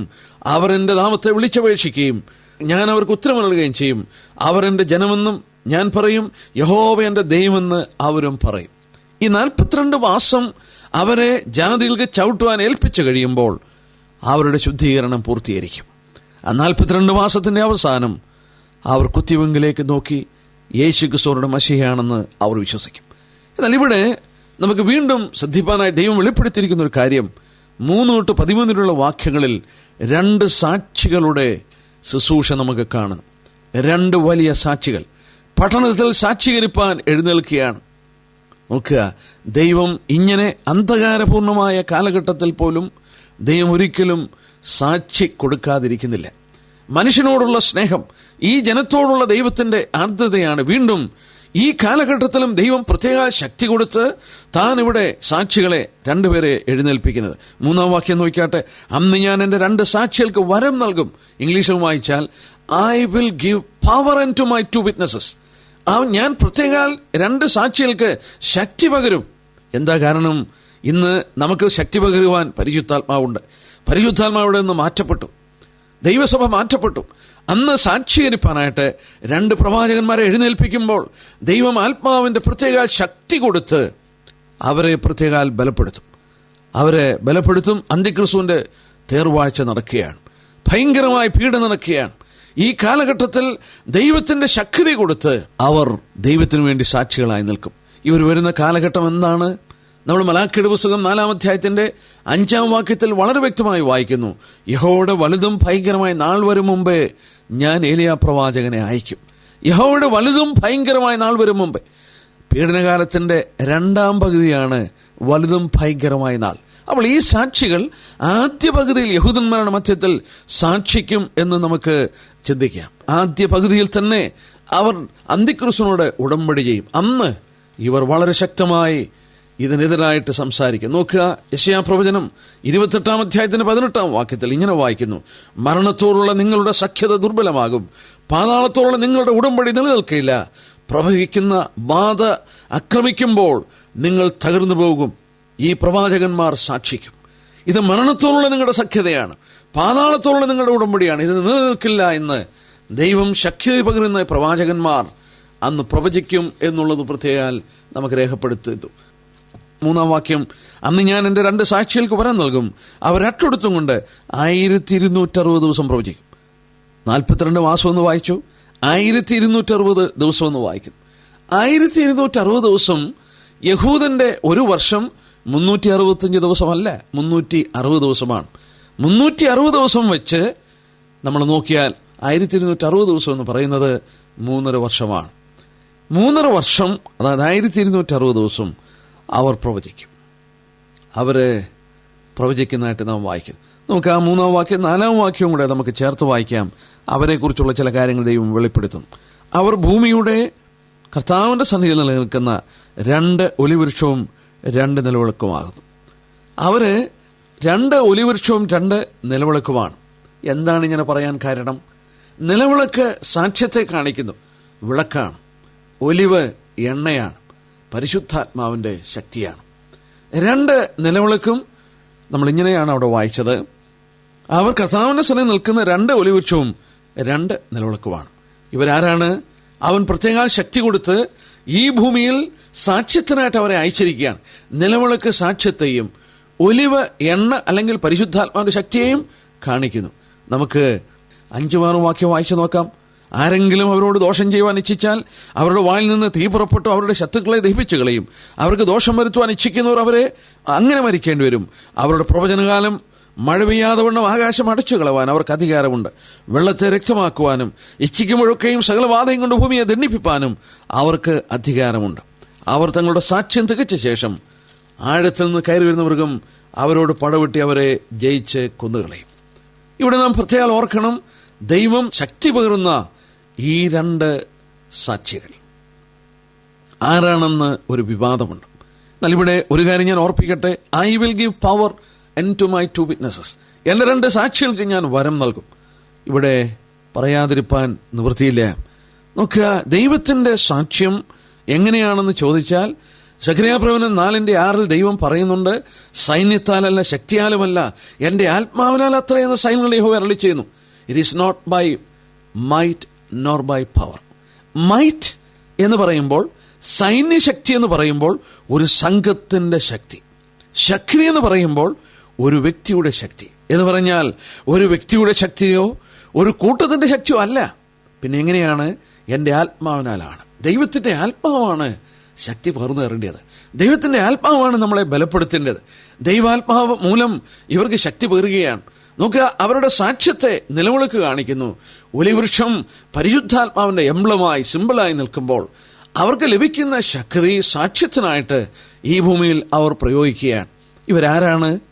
ഇവരാരാണ് എന്ന് പഠനത്തിൽ ഒരു ചെറിയ തർക്കം ദൈവദാസന്മാരുടെ മധ്യത്തിലുണ്ട്. ഒരു കൂട്ടർ അഭിപ്രായപ്പെടുന്നു മോശയും ഏലിയാവുമാണ്. മറ്റൊരു കൂട്ടർ പറയുന്നു ഏലിയാവും ഹാനോക്കുമാണ്. ആരാണ്? ഒരാള് ഏലിയാവാണ് എന്നുള്ളതിന് തർക്കമില്ല. എന്താ അതിന് കാരണം? അതിന്റെ കാരണം മലാക്കിയുടെ പുസ്തകം 4-ാം അധ്യായത്തിന്റെ 5-6 വാക്യമാണ്. നമുക്ക് ആ വാക്യം ഒന്ന് വായിച്ചു നോക്കാം. മലാക്കിയുടെ പുസ്തകം 4-ാം അധ്യായം. ആ വാക്യം ഒന്ന് ഏലിയാ പ്രവാചകനാണെന്ന് വളരെ വ്യക്തമായി നമുക്ക് ബോധ്യമാക്കി തരുന്നു. അതുകൊണ്ട് തർക്കിക്കേണ്ട ആവശ്യമില്ല ആ വ്യക്തിയെക്കുറിച്ച്. യഹോവയുടെ വലുതും ഭയങ്കരമായ നാൾ വരുന്നതിന് മുമ്പേ ഞാൻ നിങ്ങൾക്ക് ഏലിയാ പ്രവാചകനെ അയക്കും. ഞാൻ വന്ന് ഭൂമിയെ സംഹാര ശബ്ദം കൊണ്ട് ദണ്ഡിപ്പിക്കാതിരിക്കേണ്ടതിന് അവൻ അമ്മയപ്പന്മാരുടെ ഹൃദയം മക്കളോടും മക്കളുടെ ഹൃദയം അമ്മയപ്പന്മാരോടും നിരപ്പിക്കും. അപ്പോൾ ഇവിടെ വ്യക്തമായി രേഖപ്പെടുത്തിയിട്ടുണ്ട് ഏലിയാ പ്രവാചകനെ അയക്കും. കർത്താവ് പറഞ്ഞു, മത്തായിയുടെ സുവിശേഷം 17:11 കർത്താവ് പറഞ്ഞു, ഏലിയാവ് വന്ന് സകലവും യഥാസ്ഥാനത്താക്കും സത്യം. എന്നാൽ ഒരു കാര്യം പ്രത്യേകം ഓർക്കണം, കർത്താവ് അത് പറയുന്നത് യോഹന്നാൻ സ്നാപകന്റെ മരണശേഷമാണ്. യോഹന്നാൻ സ്നാപകനാണോ ഏലിയാവ് എന്നൊരു തർക്കമുണ്ട്. നീ ഏലിയാവോ എന്ന് ചോദിച്ചപ്പോൾ അവൻ പറയുന്ന മറുപടി അല്ല. യോഹന്നാൻ 1:19-21 വാക്യത്തിൽ വായിക്കുന്നു. ഗബ്രിയേൽ ദൂതൻ സക്രിയാവിനോട് പറയുന്നത് ഏലിയാവ് ആണെന്നല്ല, പ്രത്യുത ഏലിയാവിന്റെ ആത്മാവോടും ശക്തിയോടും കൂടെ നടക്കുമെന്നാണ് പറഞ്ഞത്. ലൂക്കോസ് 1:17 നമ്മൾ വായിക്കുന്നു. ഏലിയാവിന്റെ ആത്മാവോടും ശക്തിയോടും കൂടെ. യോഹന്നാൻ സ്നാപകൻ ഏലിയാവിന്റെ ആത്മാവോടും ശക്തിയോടും കൂടെ വന്നു. യോഹന്നാൻ സ്നാപകന്റെ മരണശേഷം കർത്താവ് തർപ്പിച്ചു പറയുന്നു മത്തായി 17:11 ഏലിയാവ് വന്ന് സകലവും യഥാസ്ഥാനത്താക്കും സത്യം. മലാക്കിയുടെ പുസ്തകം 4:5-6 വാക്യത്തിൽ നമ്മൾ വായിച്ചു, യഹോവയുടെ വലുതും ഭയങ്കരമായ നാൾ വരും മുമ്പേ ഏലിയാ പ്രവാചകനെ അയക്കും. മാത്രമല്ല ഇവിടെ രേഖപ്പെടുത്തിയിരിക്കുന്ന അത്ഭുതങ്ങൾ. എന്താണ് അത്ഭുതം? ആകാശത്തിന് തീയിറക്കുവാൻ അവന് സാധിക്കുന്നു. മഴ പെയ്യാതെ ആകാശം അടച്ചു കളയുവാനായിട്ട് അധികാരമുണ്ട്. ഈ 2 അത്ഭുതങ്ങളും ഏലിയാ പ്രവാചകൻ ചെയ്തതാണ്. 2 രാജാക്കന്മാർ 1-ാം അധ്യായത്തിന്റെ 10-12 വരെയും 1 രാജാക്കന്മാർ 17-1 വാക്യത്തിലും ഒക്കെ നമ്മളത് വായിക്കുന്നുണ്ട്. അപ്പോൾ ഏലിയാ പ്രവാചകനാണ് ഒരു സാക്ഷി എന്നുള്ളതിന് തർക്കമില്ല. എന്നാൽ രണ്ടാമത്തെ വ്യക്തി മോശയാണോ ഹാനോക്കാണോ എന്നുള്ളൊരു തർക്കമുണ്ട്. ഇവിടെ മോശയല്ല എന്ന് പറയാൻ കാരണം മോശ മരിച്ചു എന്നാണ്. എന്നാൽ ഹാനോക്ക് മരിച്ചിട്ടില്ല. എബ്രായലേഖനം 9:27 ഒരിക്കൽ മരിക്കുകയും പിന്നെ ന്യായവിധിയും മനുഷ്യർക്ക് നിയമിച്ചിരിക്കുകയാണ്. അപ്പോൾ മരിക്കാത്ത ഏലിയാ പ്രവാചകനും ഹാനോക്കും വന്ന് വീണ്ടും മരിക്കും എന്നുള്ളത് കൊണ്ടാണ് അങ്ങനെ ഒരു ചിന്ത വന്നത്. മോശ മരിച്ചുപോയ വ്യക്തിയാണല്ലോ എന്നൊരു സംശയമുണ്ട്. ഉൽപ്രാവണത്തിൽ സഭയുടെ കർത്താവായ യേശുക്രിസ്തു മധ്യാകാശത്തിൽ വന്ന് തന്റെ ജനത്തെ ചേർക്കുമ്പോൾ 1 കൊരിന്ത്യർ 15:32 പൗലോസ് പറയുന്നുണ്ട്, നാം എല്ലാവരും നിദ്ര കൊള്ളില്ല, അന്ത്യകാഹളനാഥകൾ പെട്ടെന്ന് കണ്ണിവെക്കുന്നതിൽ നാം രൂപാന്തരപ്പെടും. ഒരു കൂട്ടം ആളുകൾ മരിക്കുന്നില്ല, മരണം കാണാതെ രൂപാന്തരം പ്രാപിച്ചവർ എടുത്തുകൊള്ളപ്പെടുന്നു. അവർ വാസ്തവത്തിൽ എബ്രായലേഖനം 9:27 പറഞ്ഞ പ്രമാണത്തിന് വിധേയപ്പെടുന്നില്ലല്ലോ. ഒരിക്കൽ മരിക്കുകയും പിന്നെ ന്യായവിധിക്കും മനുഷ്യർക്ക് നിയമിച്ചിരിക്കുന്നു എന്ന് പറയുന്നത് ഒരു പൊതുപ്രമാണമാണ്. എന്നാൽ ഒരു കാര്യം പ്രത്യേകം ഓർക്കണം, കർത്താവായ യേശുക്രിസ്തുവിന്റെ പുനരുത്ഥാനത്തിന് മുമ്പ് പലരും പുനരുത്ഥാനം പ്രാപിച്ചിട്ടുണ്ട്. ലാസർ ഉയർത്തെഴുന്നേറ്റു, യായിറോസിന്റെ മകൾ ഉയർത്തെഴുന്നേറ്റു, മോശ ഇങ്ങനെ പുനരുത്ഥാനം പ്രാപിച്ചു. എന്നാൽ ഒരു സത്യം മനസ്സിലാക്കുക, ഇവരാരും തേജസ്കരിക്കപ്പെട്ട ശരീരത്തിൽ പുനരുത്ഥാനം പ്രാപിച്ചിട്ടില്ല. അവരാരെങ്കിലും തേജസ്കരിക്കപ്പെട്ട ശരീരത്തിൽ പുനരുത്ഥാനം പ്രാപിച്ചിരുന്നു എങ്കിൽ കർത്താവായ യേശുക്രിസ്തു 1 കൊരിന്ത്യർ 15:20 പറയുന്നത് പോലെ മരിച്ചവരുടെ നിന്ന് ആദ്യഫലമാകില്ല. കർത്താവായ യേശുക്രിസ്തു മരിച്ചവരുടെ നിന്ന് ആദ്യഫലമാകില്ല. മോശ തേജസ്കരിക്കപ്പെട്ട ശരീരത്തോടെ പുനരുത്ഥാനം പ്രാപിച്ചെങ്കിൽ ഒരിക്കലും 1 കൊരിന്ത്യർ 15:20 കർത്താവിന് പറയാൻ സാധിക്കില്ല. കാരണം ആദ്യഫലം അവരായി മാറി. എന്നാൽ ഒരു കാര്യം മനസ്സിലാക്കുക, മരിച്ചവരുടെ നിന്ന് അമർത്യമായ ശരീരത്തോടെ തേജസ്കരിക്കപ്പെട്ട വിധത്തിൽ ഉയർത്തെഴുന്നേറ്റ ആദ്യ വ്യക്തി നമ്മുടെ കർത്താവായ യേശുക്രിസ്തുവാണ്. അതിനു മുമ്പ് പുനരുത്ഥാനം പ്രാപിച്ച മോശയും ലാസറും യായിറോസിന്റെ മകളും ഒക്കെ മരിക്കും, അല്ലെങ്കിൽ മരിക്കാൻ കഴിയുന്ന ശരീരത്തിലാണ്. ആകയാൽ മോശ വീണ്ടും മടങ്ങി വന്ന് മരിക്കും എന്നുള്ളതിന് പുനരുത്ഥാനം പ്രാപിച്ചതുകൊണ്ട് അത് തടസ്സമല്ല. കാരണം അമർത്യമായ ശരീരത്തിലല്ല മോശ പുനരുത്ഥാനം പ്രാപിച്ചിരിക്കുന്നത്. നമുക്ക് ഇവിടെ മറ്റൊരു കാര്യം കൂടെ ഓർക്കാനായിട്ടുള്ളത്, വെള്ളത്തെ രക്തമാക്കുവാനും സകലവിധ ബാധ കൊണ്ടും ഭൂമിയെ ദണ്ഡിപ്പിക്കാൻ അധികാരമുണ്ടെന്ന് വെളിപാട് പുസ്തകം 11:6 വായിക്കുന്നു. അത് മോശ ചെയ്ത അത്ഭുതങ്ങളാണ്. പുറപ്പാട് പുസ്തകം 34 അധ്യായത്തിൽ നമ്മളത് വായിക്കുമ്പോൾ മനസ്സിലാകും. അപ്പോൾ ഇവിടെ പറഞ്ഞിരിക്കുന്ന ഈ അത്ഭുതങ്ങൾ നമ്മൾ ശ്രദ്ധിച്ചാൽ മോശയും ഏലിയാവും ചെയ്തതാണ്.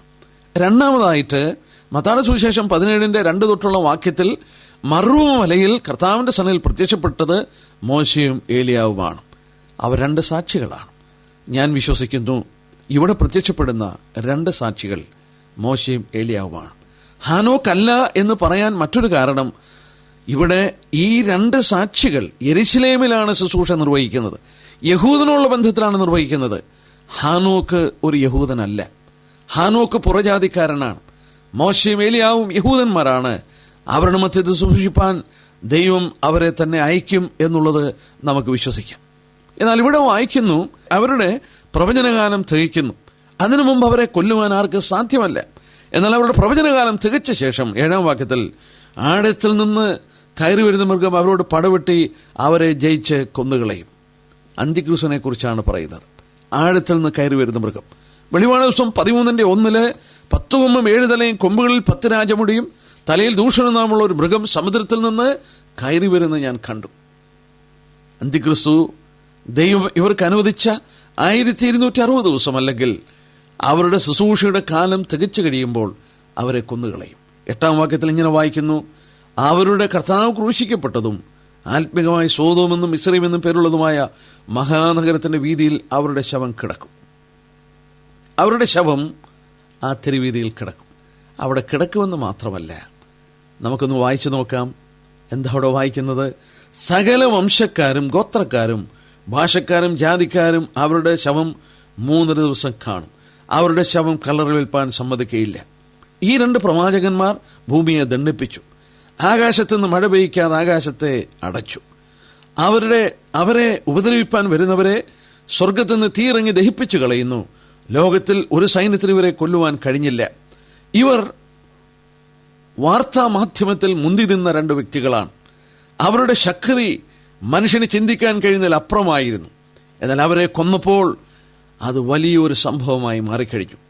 അവരുടെ ശരീരം യെരുശലേമിന്റെ തെരുവീതിയിൽ 3 ദിവസം കിടക്കും.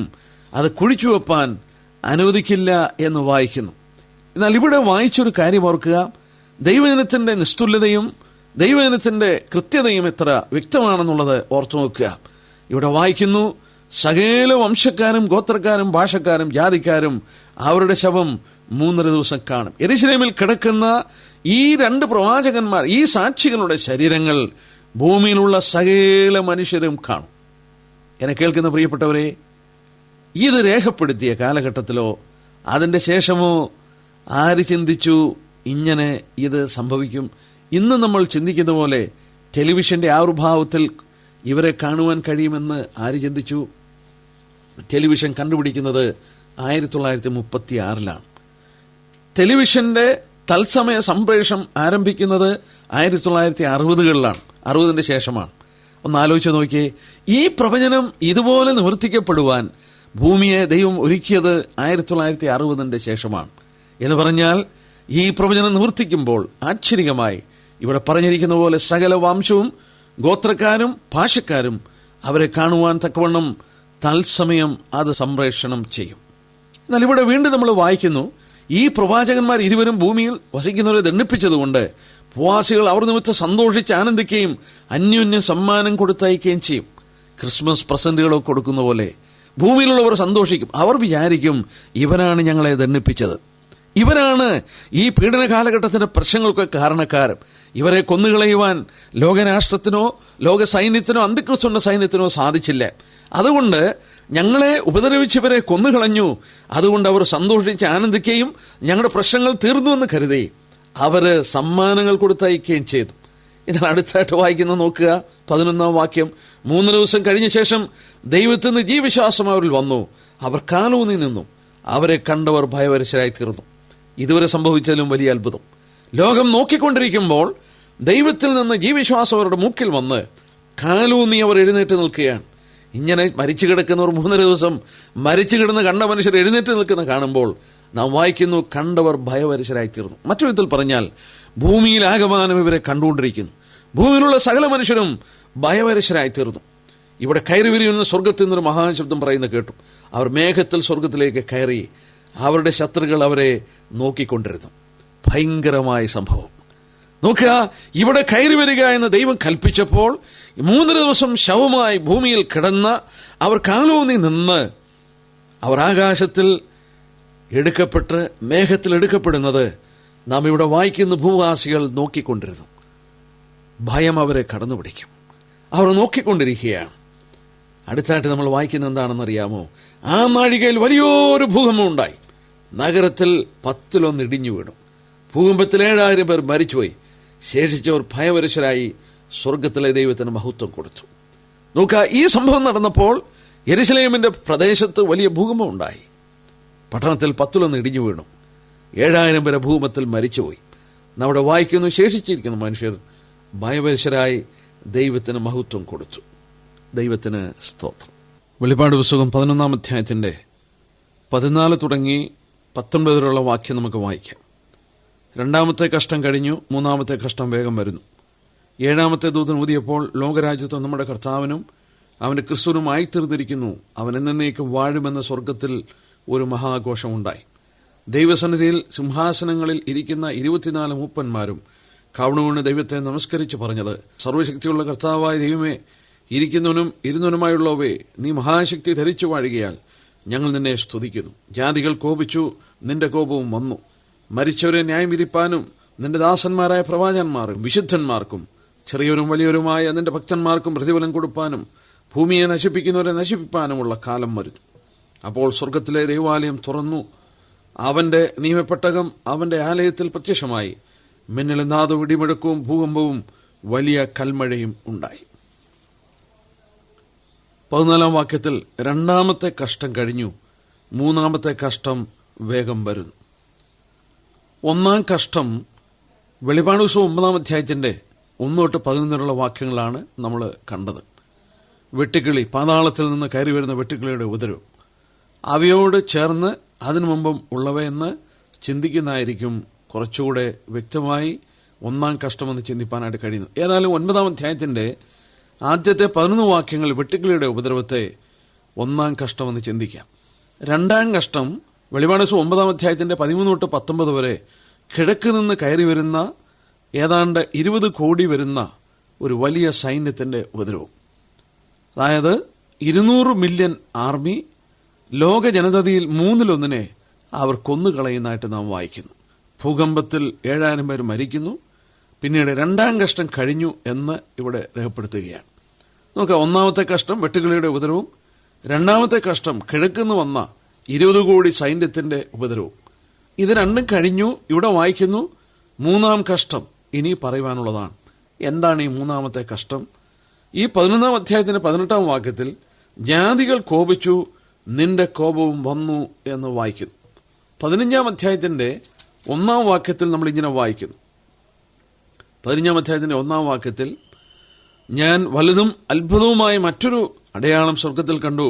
ഒടുക്കത്തെ 7 ബാധയുള്ള 7 ദൂതന്മാരെ തന്നെ. അതോടുകൂടെ ദൈവക്രോധം തീർന്നു. നോക്കുക, 11-ാം അധ്യായത്തിന് 18-ാം വാക്യത്തില് ജാതികൾ കോപിച്ചു, നിന്റെ കോപം വന്നു. 15-ാം അധ്യായത്തിന്റെ 1-ാം വാക്യത്തിൽ ദൈവത്തിന്റെ ക്രോധ നിറഞ്ഞ 7 കലശവുമായിട്ട് 7 ദൂതന്മാർ നിൽക്കുന്നതായിട്ട് നമ്മൾ ഒടുക്കത്തെ 7 ബാധ 7 ദൂതന്മാർ, അതോടുകൂടെ ദൈവ ക്രോധം തീരുന്നതായിട്ട് വായിക്കുന്നു. ഒടുക്കത്തെ 7 ക്രോധകലശം തീരുന്നതോടുകൂടെയാണ് 3-ാം കഷ്ടം അവസാനിക്കുന്നത്. 16-ാം അധ്യായത്തിന്റെ 17-ാം വാക്യം, അതായത് ഈ ക്രോധകലശങ്ങൾ ഒഴിക്കുമ്പോൾ 16-ാം അധ്യായത്തിന്റെ 17-ാം വാക്യത്തിൽ ഇങ്ങനെ വായിക്കുന്നുണ്ട്, 7-ാമത്തെ തന്നെ കലശം ആകാശത്തിൽ ഒഴിച്ചു, അപ്പോൾ സംഭവിച്ചു തീർന്നു. അതിന്റെ 12 തൊട്ട് ഈ 16-ാം അധ്യായത്തിന്റെ 12 തൊട്ട് 16 വരെ നമ്മൾ വായിച്ചാല് അവരെ എബ്രായ ഭാഷയിൽ അർമഗദോൻ എന്ന പേരുള്ള സ്ഥലത്ത് കൂട്ടിച്ചേർത്തു. അതായത് തവളയെപ്പോലെയുള്ള 3 അശുദ്ധാത്മകൾ പുറപ്പെട്ട് ലോക സൈന്യങ്ങളെ വലിയ യുദ്ധത്തിനായി അർമഗദോൻ എന്ന് പറയുന്ന സ്ഥലത്ത് കൂട്ടിച്ചേർക്കുകയാണ്. 7-ാമത്തെ തന്നെ കലശം ആകാശം ഒഴിച്ചു, അപ്പോൾ സംഭവിച്ചു തീർന്നു. മറ്റു വിധത്തിൽ പറഞ്ഞാൽ ഇവിടെ 3-ാമത്തെ കഷ്ടം എന്ന് പറയുന്നത് ഈ 18-ാം വാക്യത്തിൽ 11:18 വായിച്ച പോലെ ജാതികൾ കോപിച്ചു, നിന്റെ കോപവും വന്നു. The Nations were enraged and thy wrath has come. ലോകരാഷ്ട്രങ്ങൾ കോപിക്കുകയും കർത്താവിന്റെ കോപം അവരെ കണ്ടുമുട്ടുകയും ചെയ്യുന്നു. അതാണ് മൂന്നാമത്തെ കഷ്ടം. അത് അർമഗദോൻ യുദ്ധമാണ്. അർമഗദോൻ യുദ്ധം. അർമഗദോൻ യുദ്ധത്തിന്റെ മൂർധന്യാവസ്ഥയിലാണ് കർത്താവായ യേശുക്രിസ്തു മടങ്ങിവന്ന് ഈ ലോക സൈന്യങ്ങളെ നിഗ്രഹിക്കുന്നത്. അതോടുകൂടെ ദൈവക്രോധം തീരുകയാണ്. നമുക്ക് 15-ാം വാക്യം ഒന്ന് വായിക്കാം. വെളിപാട് പുസ്തകം 11-ാം അധ്യായത്തിന്റെ 15-ാം വാക്യം. 7-ാമത്തെ ദൂതൻ ഊതിയപ്പോൾ ലോകരാജ്യത്വം നമ്മുടെ കർത്താവിനും അവന്റെ ക്രിസ്തുവിനുമായി തീർന്നിരിക്കുന്നു. അവൻ എന്നേക്കും വാഴുമെന്ന് സ്വർഗത്തിൽ നിന്ന് മഹാഘോഷമുണ്ടായി. 7-ാമത്തെ ദൂതൻ ഊതുകയാണ്. നമ്മൾ ചിന്തിച്ചു, ആദ്യം 7 മുദ്രകൾ പൊട്ടിക്കുമ്പോഴുള്ള ന്യായവിധി, അത് കഴിഞ്ഞ് 7 കാഹളം ഊതുമ്പോഴുള്ള ന്യായവിധി. എന്നാൽ ഒരു കാര്യം പ്രത്യേകം ഓർക്കണം, 8-ാം അധ്യായത്തിന്റെ ആദ്യത്തെ 2 വാക്യം വായിച്ചപ്പോൾ 7-ാം മുദ്ര പൊട്ടിച്ചപ്പോൾ 7 കാഹളമൂതുന്ന ദൂതന്മാർ നിൽക്കുന്നു. മറ്റു വിധത്തിൽ പറഞ്ഞാൽ 7-ാം മുദ്രയിൽ നിന്ന് 7 കാഹളം ഊതുമ്പോഴുള്ള ന്യായവിധി കടന്നു വരുന്നു. പിന്നീട് 11-ാം അധ്യായത്തിന്റെ 15-ഉം 15-ാം അധ്യായത്തിന്റെ 5 തൊട്ടുള്ള വാക്യങ്ങളൊക്കെ വായിക്കുമ്പോൾ 7-ാമത്തെ കാഹളം ഊതുമ്പോൾ അതിൽ നിന്ന് 7 ക്രോധകലശങ്ങള് കടന്നു വരുന്നതായിട്ട് വായിക്കുന്നു. മറ്റു വിധത്തിൽ പറഞ്ഞാൽ 7-ാമത്തെ ദൂതൻ ഊതുന്നതിൽ 7 ക്രോധകലശങ്ങൾ കൂടെ ഉൾപ്പെടുകയാണ്. ആ 15-ാം വാക്യം നോക്കുക. 7-ാമത്തെ ദൂതൻ ഊതിയപ്പോൾ ലോകരാജ്യത്വം നമ്മുടെ കർത്താവിനും അവന്റെ ക്രിസ്തുവിനുമായി തീർന്നിരിക്കുന്നു. അവൻ എന്നേക്കും വാഴും എന്ന് സ്വർഗത്തിൽ നിന്ന് ഒരു ഘോഷം ഉണ്ടായി. നമ്മുടെ കർത്താവിന്റെ 2-ാമത്തെ വരവിനെയാണ് ഇത് കാണിക്കുന്നത്. ഈ 2-ാം വരവ് സംഭവിക്കുന്നത് 7 ക്രോധകലശങ്ങൾ ഭൂമിയിൽ ഒഴിച്ചു കഴിയുമ്പോഴാണ്. നമ്മൾ ഓർത്തുകൊണ്ടിരുന്നത് പോലെ അർമഗദോൻ യുദ്ധത്തിന്റെ അവസാനം അതോടുകൂടെ അത് സംഭവിച്ചു തീരുന്നതായിട്ട് നാം വായിക്കുന്നു. 15-ാം വാക്യത്തിൽ 7-ാം കാഹളം ഊതുമ്പോൾ യോഹന്നാൻ പറയുന്നു മഹാഘോഷമുണ്ടായി എന്ന് പറയുന്നു. 15-ാം വാക്യത്തിൽ അങ്ങനെയല്ലേ വായിച്ചത്? അവന്റെ ക്രിസ്തുവുമായി തീർന്നു, അവൻ എന്നേക്കും വാഴുന്ന സ്വർഗത്തിലൊരു മഹാഘോഷമുണ്ടായി. സ്വർഗത്തിൽ എല്ലാവരും കൂടെ ചേർന്ന് ആർത്ത് പറയുകയാണ്. എന്താണ് ആഘോഷം? ലോകരാജ്യത്വം നമ്മുടെ കർത്താവിന് അവന്റെ ക്രിസ്തുവിനും ആയിത്തീർന്നിരിക്കുന്നു. 10-ാം അധ്യായത്തിൽ 6-ാം വാക്യത്തിൽ സത്യം ചെയ്ത് പറയുന്നത് നാം കണ്ടു. എന്താണത്? 10-ാം അധ്യായത്തിന്റെ 6-ാമത്തെ വാക്യം. 10-ാം അധ്യായത്തിന്റെ 6-ാം വാക്യം. ഇനി കാലം ഉണ്ടാകുകയില്ല. 7-ാമത്തെ ദൂതൻ കാഹളം ഊതുവാനിരിക്കുന്ന നാദത്തിന്റെ കാലത്ത് ദൈവത്തിന്റെ മർമ്മം അവൻ തന്റെ ദാസന്മാരായ പ്രവാചകന്മാർക്ക് അറിയിച്ചു കൊടുത്തതുപോലെ നിവൃത്തിയാകണമെന്ന് ആകാശം അതിലുള്ള ഭൂമിയും അതിലുള്ള സമുദ്രം അതിലുള്ള സർവ്വ സൃഷ്ടിച്ചവനായ എന്നേക്കും ജീവിച്ചിരിക്കുന്ന ചൊല്ലി സത്യം ചെയ്തു. എന്താണ് സത്യം ചെയ്തത്? നമ്മളവിടെ വായിച്ചതെന്താണ്? ഒരു മർമ്മം. എന്താണ് മർമ്മം? നമ്മുടെ കർത്താവിനോട് ശിഷ്യന്മാർ ആവർത്തിച്ച് ചോദിച്ചു, നീ കാലത്തിലാണോ രാജ്യം സ്ഥാപിക്കുന്നത്? അതൊരു മർമ്മമാണ്. ആ സമയം വെളിപ്പെടുത്തിയിട്ടില്ല. അപ്പോസ്തലപ്രവൃത്തി 1:6 കർത്താവിന് പുനരുത്ഥാന ശേഷം ശിഷ്യന്മാർ ചോദിച്ചു, കർത്താവേ, നീ ഇസ്രായേലിന് ഈ കാലത്തിലാണോ രാജ്യം യഥാസ്ഥാനപ്പെടുത്തുന്നത്? ആവർത്തിച്ചവരോട് അത് കർത്താവിനോട് ചോദിച്ചു. പത്രോസിന്റെ പ്രസംഗത്തിലും അപ്പോസ്തലപ്രവൃത്തി 3:21 അത് വായിക്കുന്നുണ്ട്. എന്നാൽ ഇവിടെ നമ്മൾ വായിക്കുന്നുണ്ട്, ഇനി കാലമുണ്ടാകില്ല, 7-ാമത്തെ ദൂതൻ ഊതുവാനിരിക്കുന്ന നാദത്തിന്റെ കാലത്തിലാണ് അത് സംഭവിക്കുന്നത് എന്ന് വായിക്കുന്നുണ്ട്. എന്നാൽ ആ വാക്യം നോക്കണം. 7-ാമത്തെ ദൂതൻ ഊതുമ്പോൾ 7-ാമത്തെ ആ ദൂതന്റെ കാഹളത്തിനകത്ത് 7 ക്രോധകലശം കൂടെ ഉൾപ്പെട്ടിട്ടുണ്ട്. നമ്മൾ മുമ്പേ അത് ചിന്തിക്കുകയുണ്ടായി. 7-ാമത്തെ മുദ്ര പൊട്ടിച്ചപ്പോൾ 7 കാഹളം കണ്ടു. 7 കാഹളം ഊതുന്ന ദൂതന്മാർ. 7-ാമത്തെ ദൂതൻ ഊതുമ്പോൾ അതിനകത്ത് 7 ക്രോധകലശം കൂടെ ഉണ്ട്. മാത്രമല്ല, ഇവിടെ പറഞ്ഞിരിക്കുന്ന ഭാഷാപ്രയോഗം നോക്കിക്കാട്ടെ. 7-ാമത്തെ ദൂതന്റെ കാഹളം ഊതുവാനിരിക്കുന്ന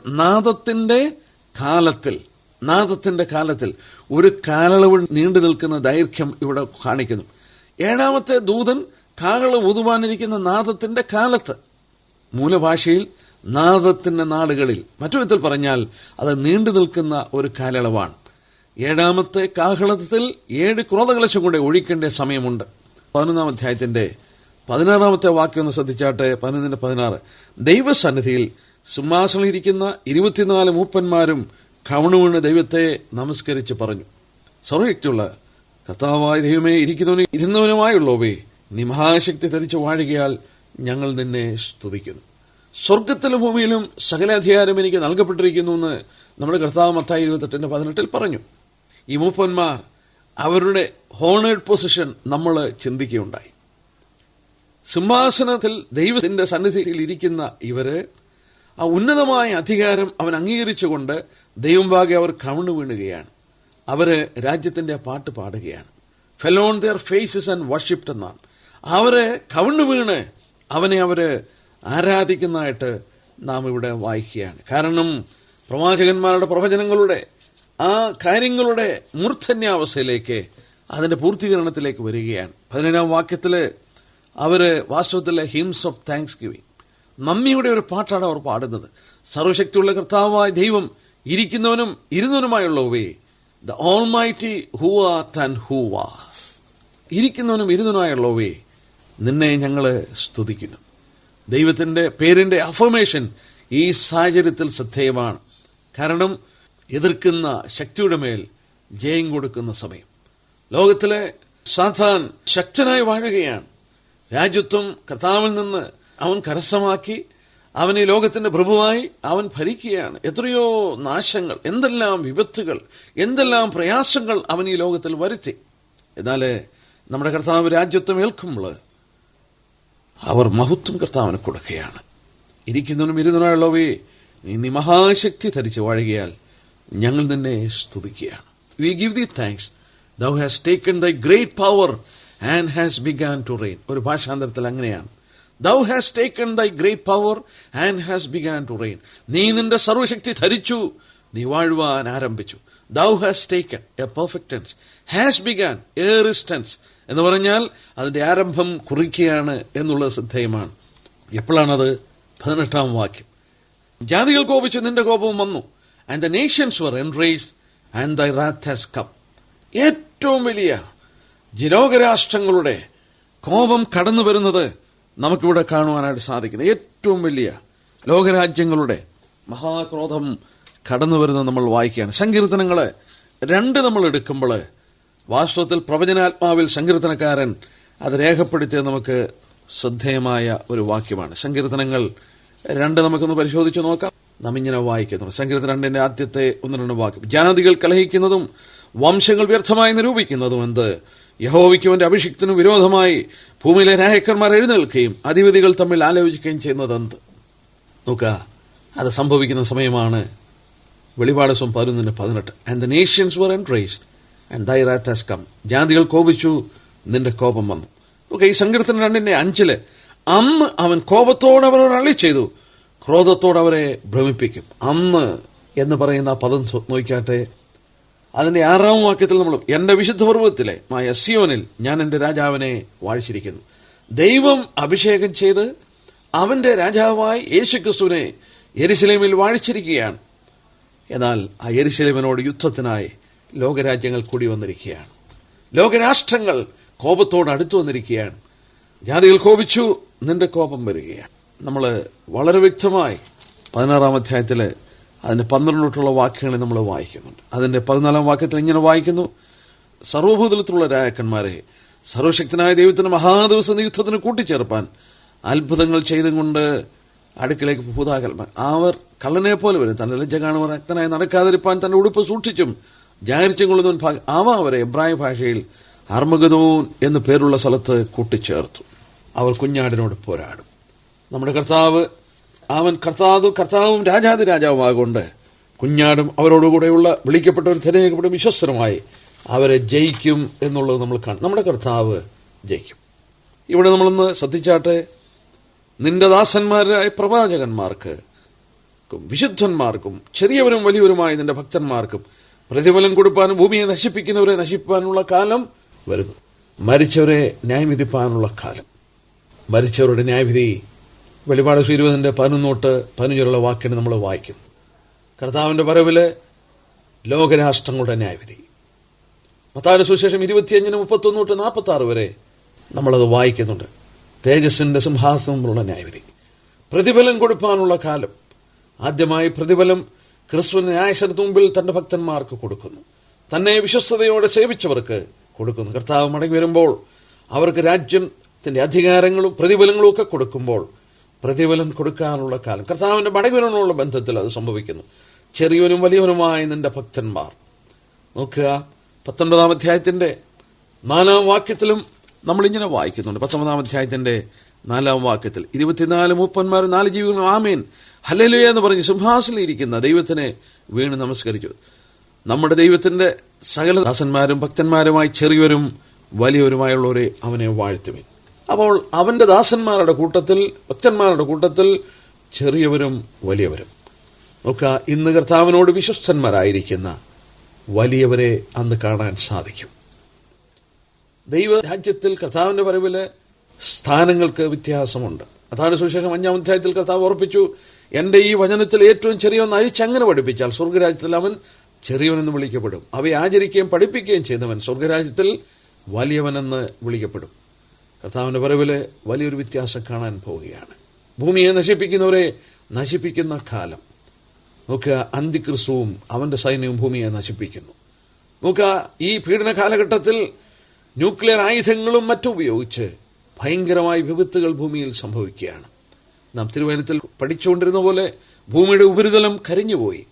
ജലാശയങ്ങൾ കുടിക്കുവാൻ കൊയ്യാതെ വണ്ണം അത് നശിപ്പിക്കപ്പെട്ടു. നോക്കുക, സമുദ്രം രക്തതുല്യമായി. ഭയങ്കര വിപത്തുകൾ ഭൂമിയിൽ സംഭവിച്ചു. ഭൂമിയെ വാസ്തവത്തിൽ മനുഷ്യനുണ്ടാക്കിയ മാരകായുധങ്ങൾ കൊണ്ട് മനുഷ്യൻ ഈ ഭൂമിയെ മനുഷ്യന് വാസയോഗ്യമല്ലാത്ത വിധത്തിൽ ഭയാനകമായി നശിപ്പിക്കുകയാണ്. നമ്മുടെ കർത്താവ് മടങ്ങി വരുമ്പോൾ നാം വായിക്കുന്നു, ഭൂമിയെ നശിപ്പിക്കുന്നവരെ നശിപ്പിക്കാനുള്ള കാലം വരും. നമ്മുടെ കർത്താവ് മടങ്ങി വന്ന് അവരെ സംഹരിച്ചു കളയും. അവരുടെ അന്ത്യം കർത്താവ് കുറിക്കും.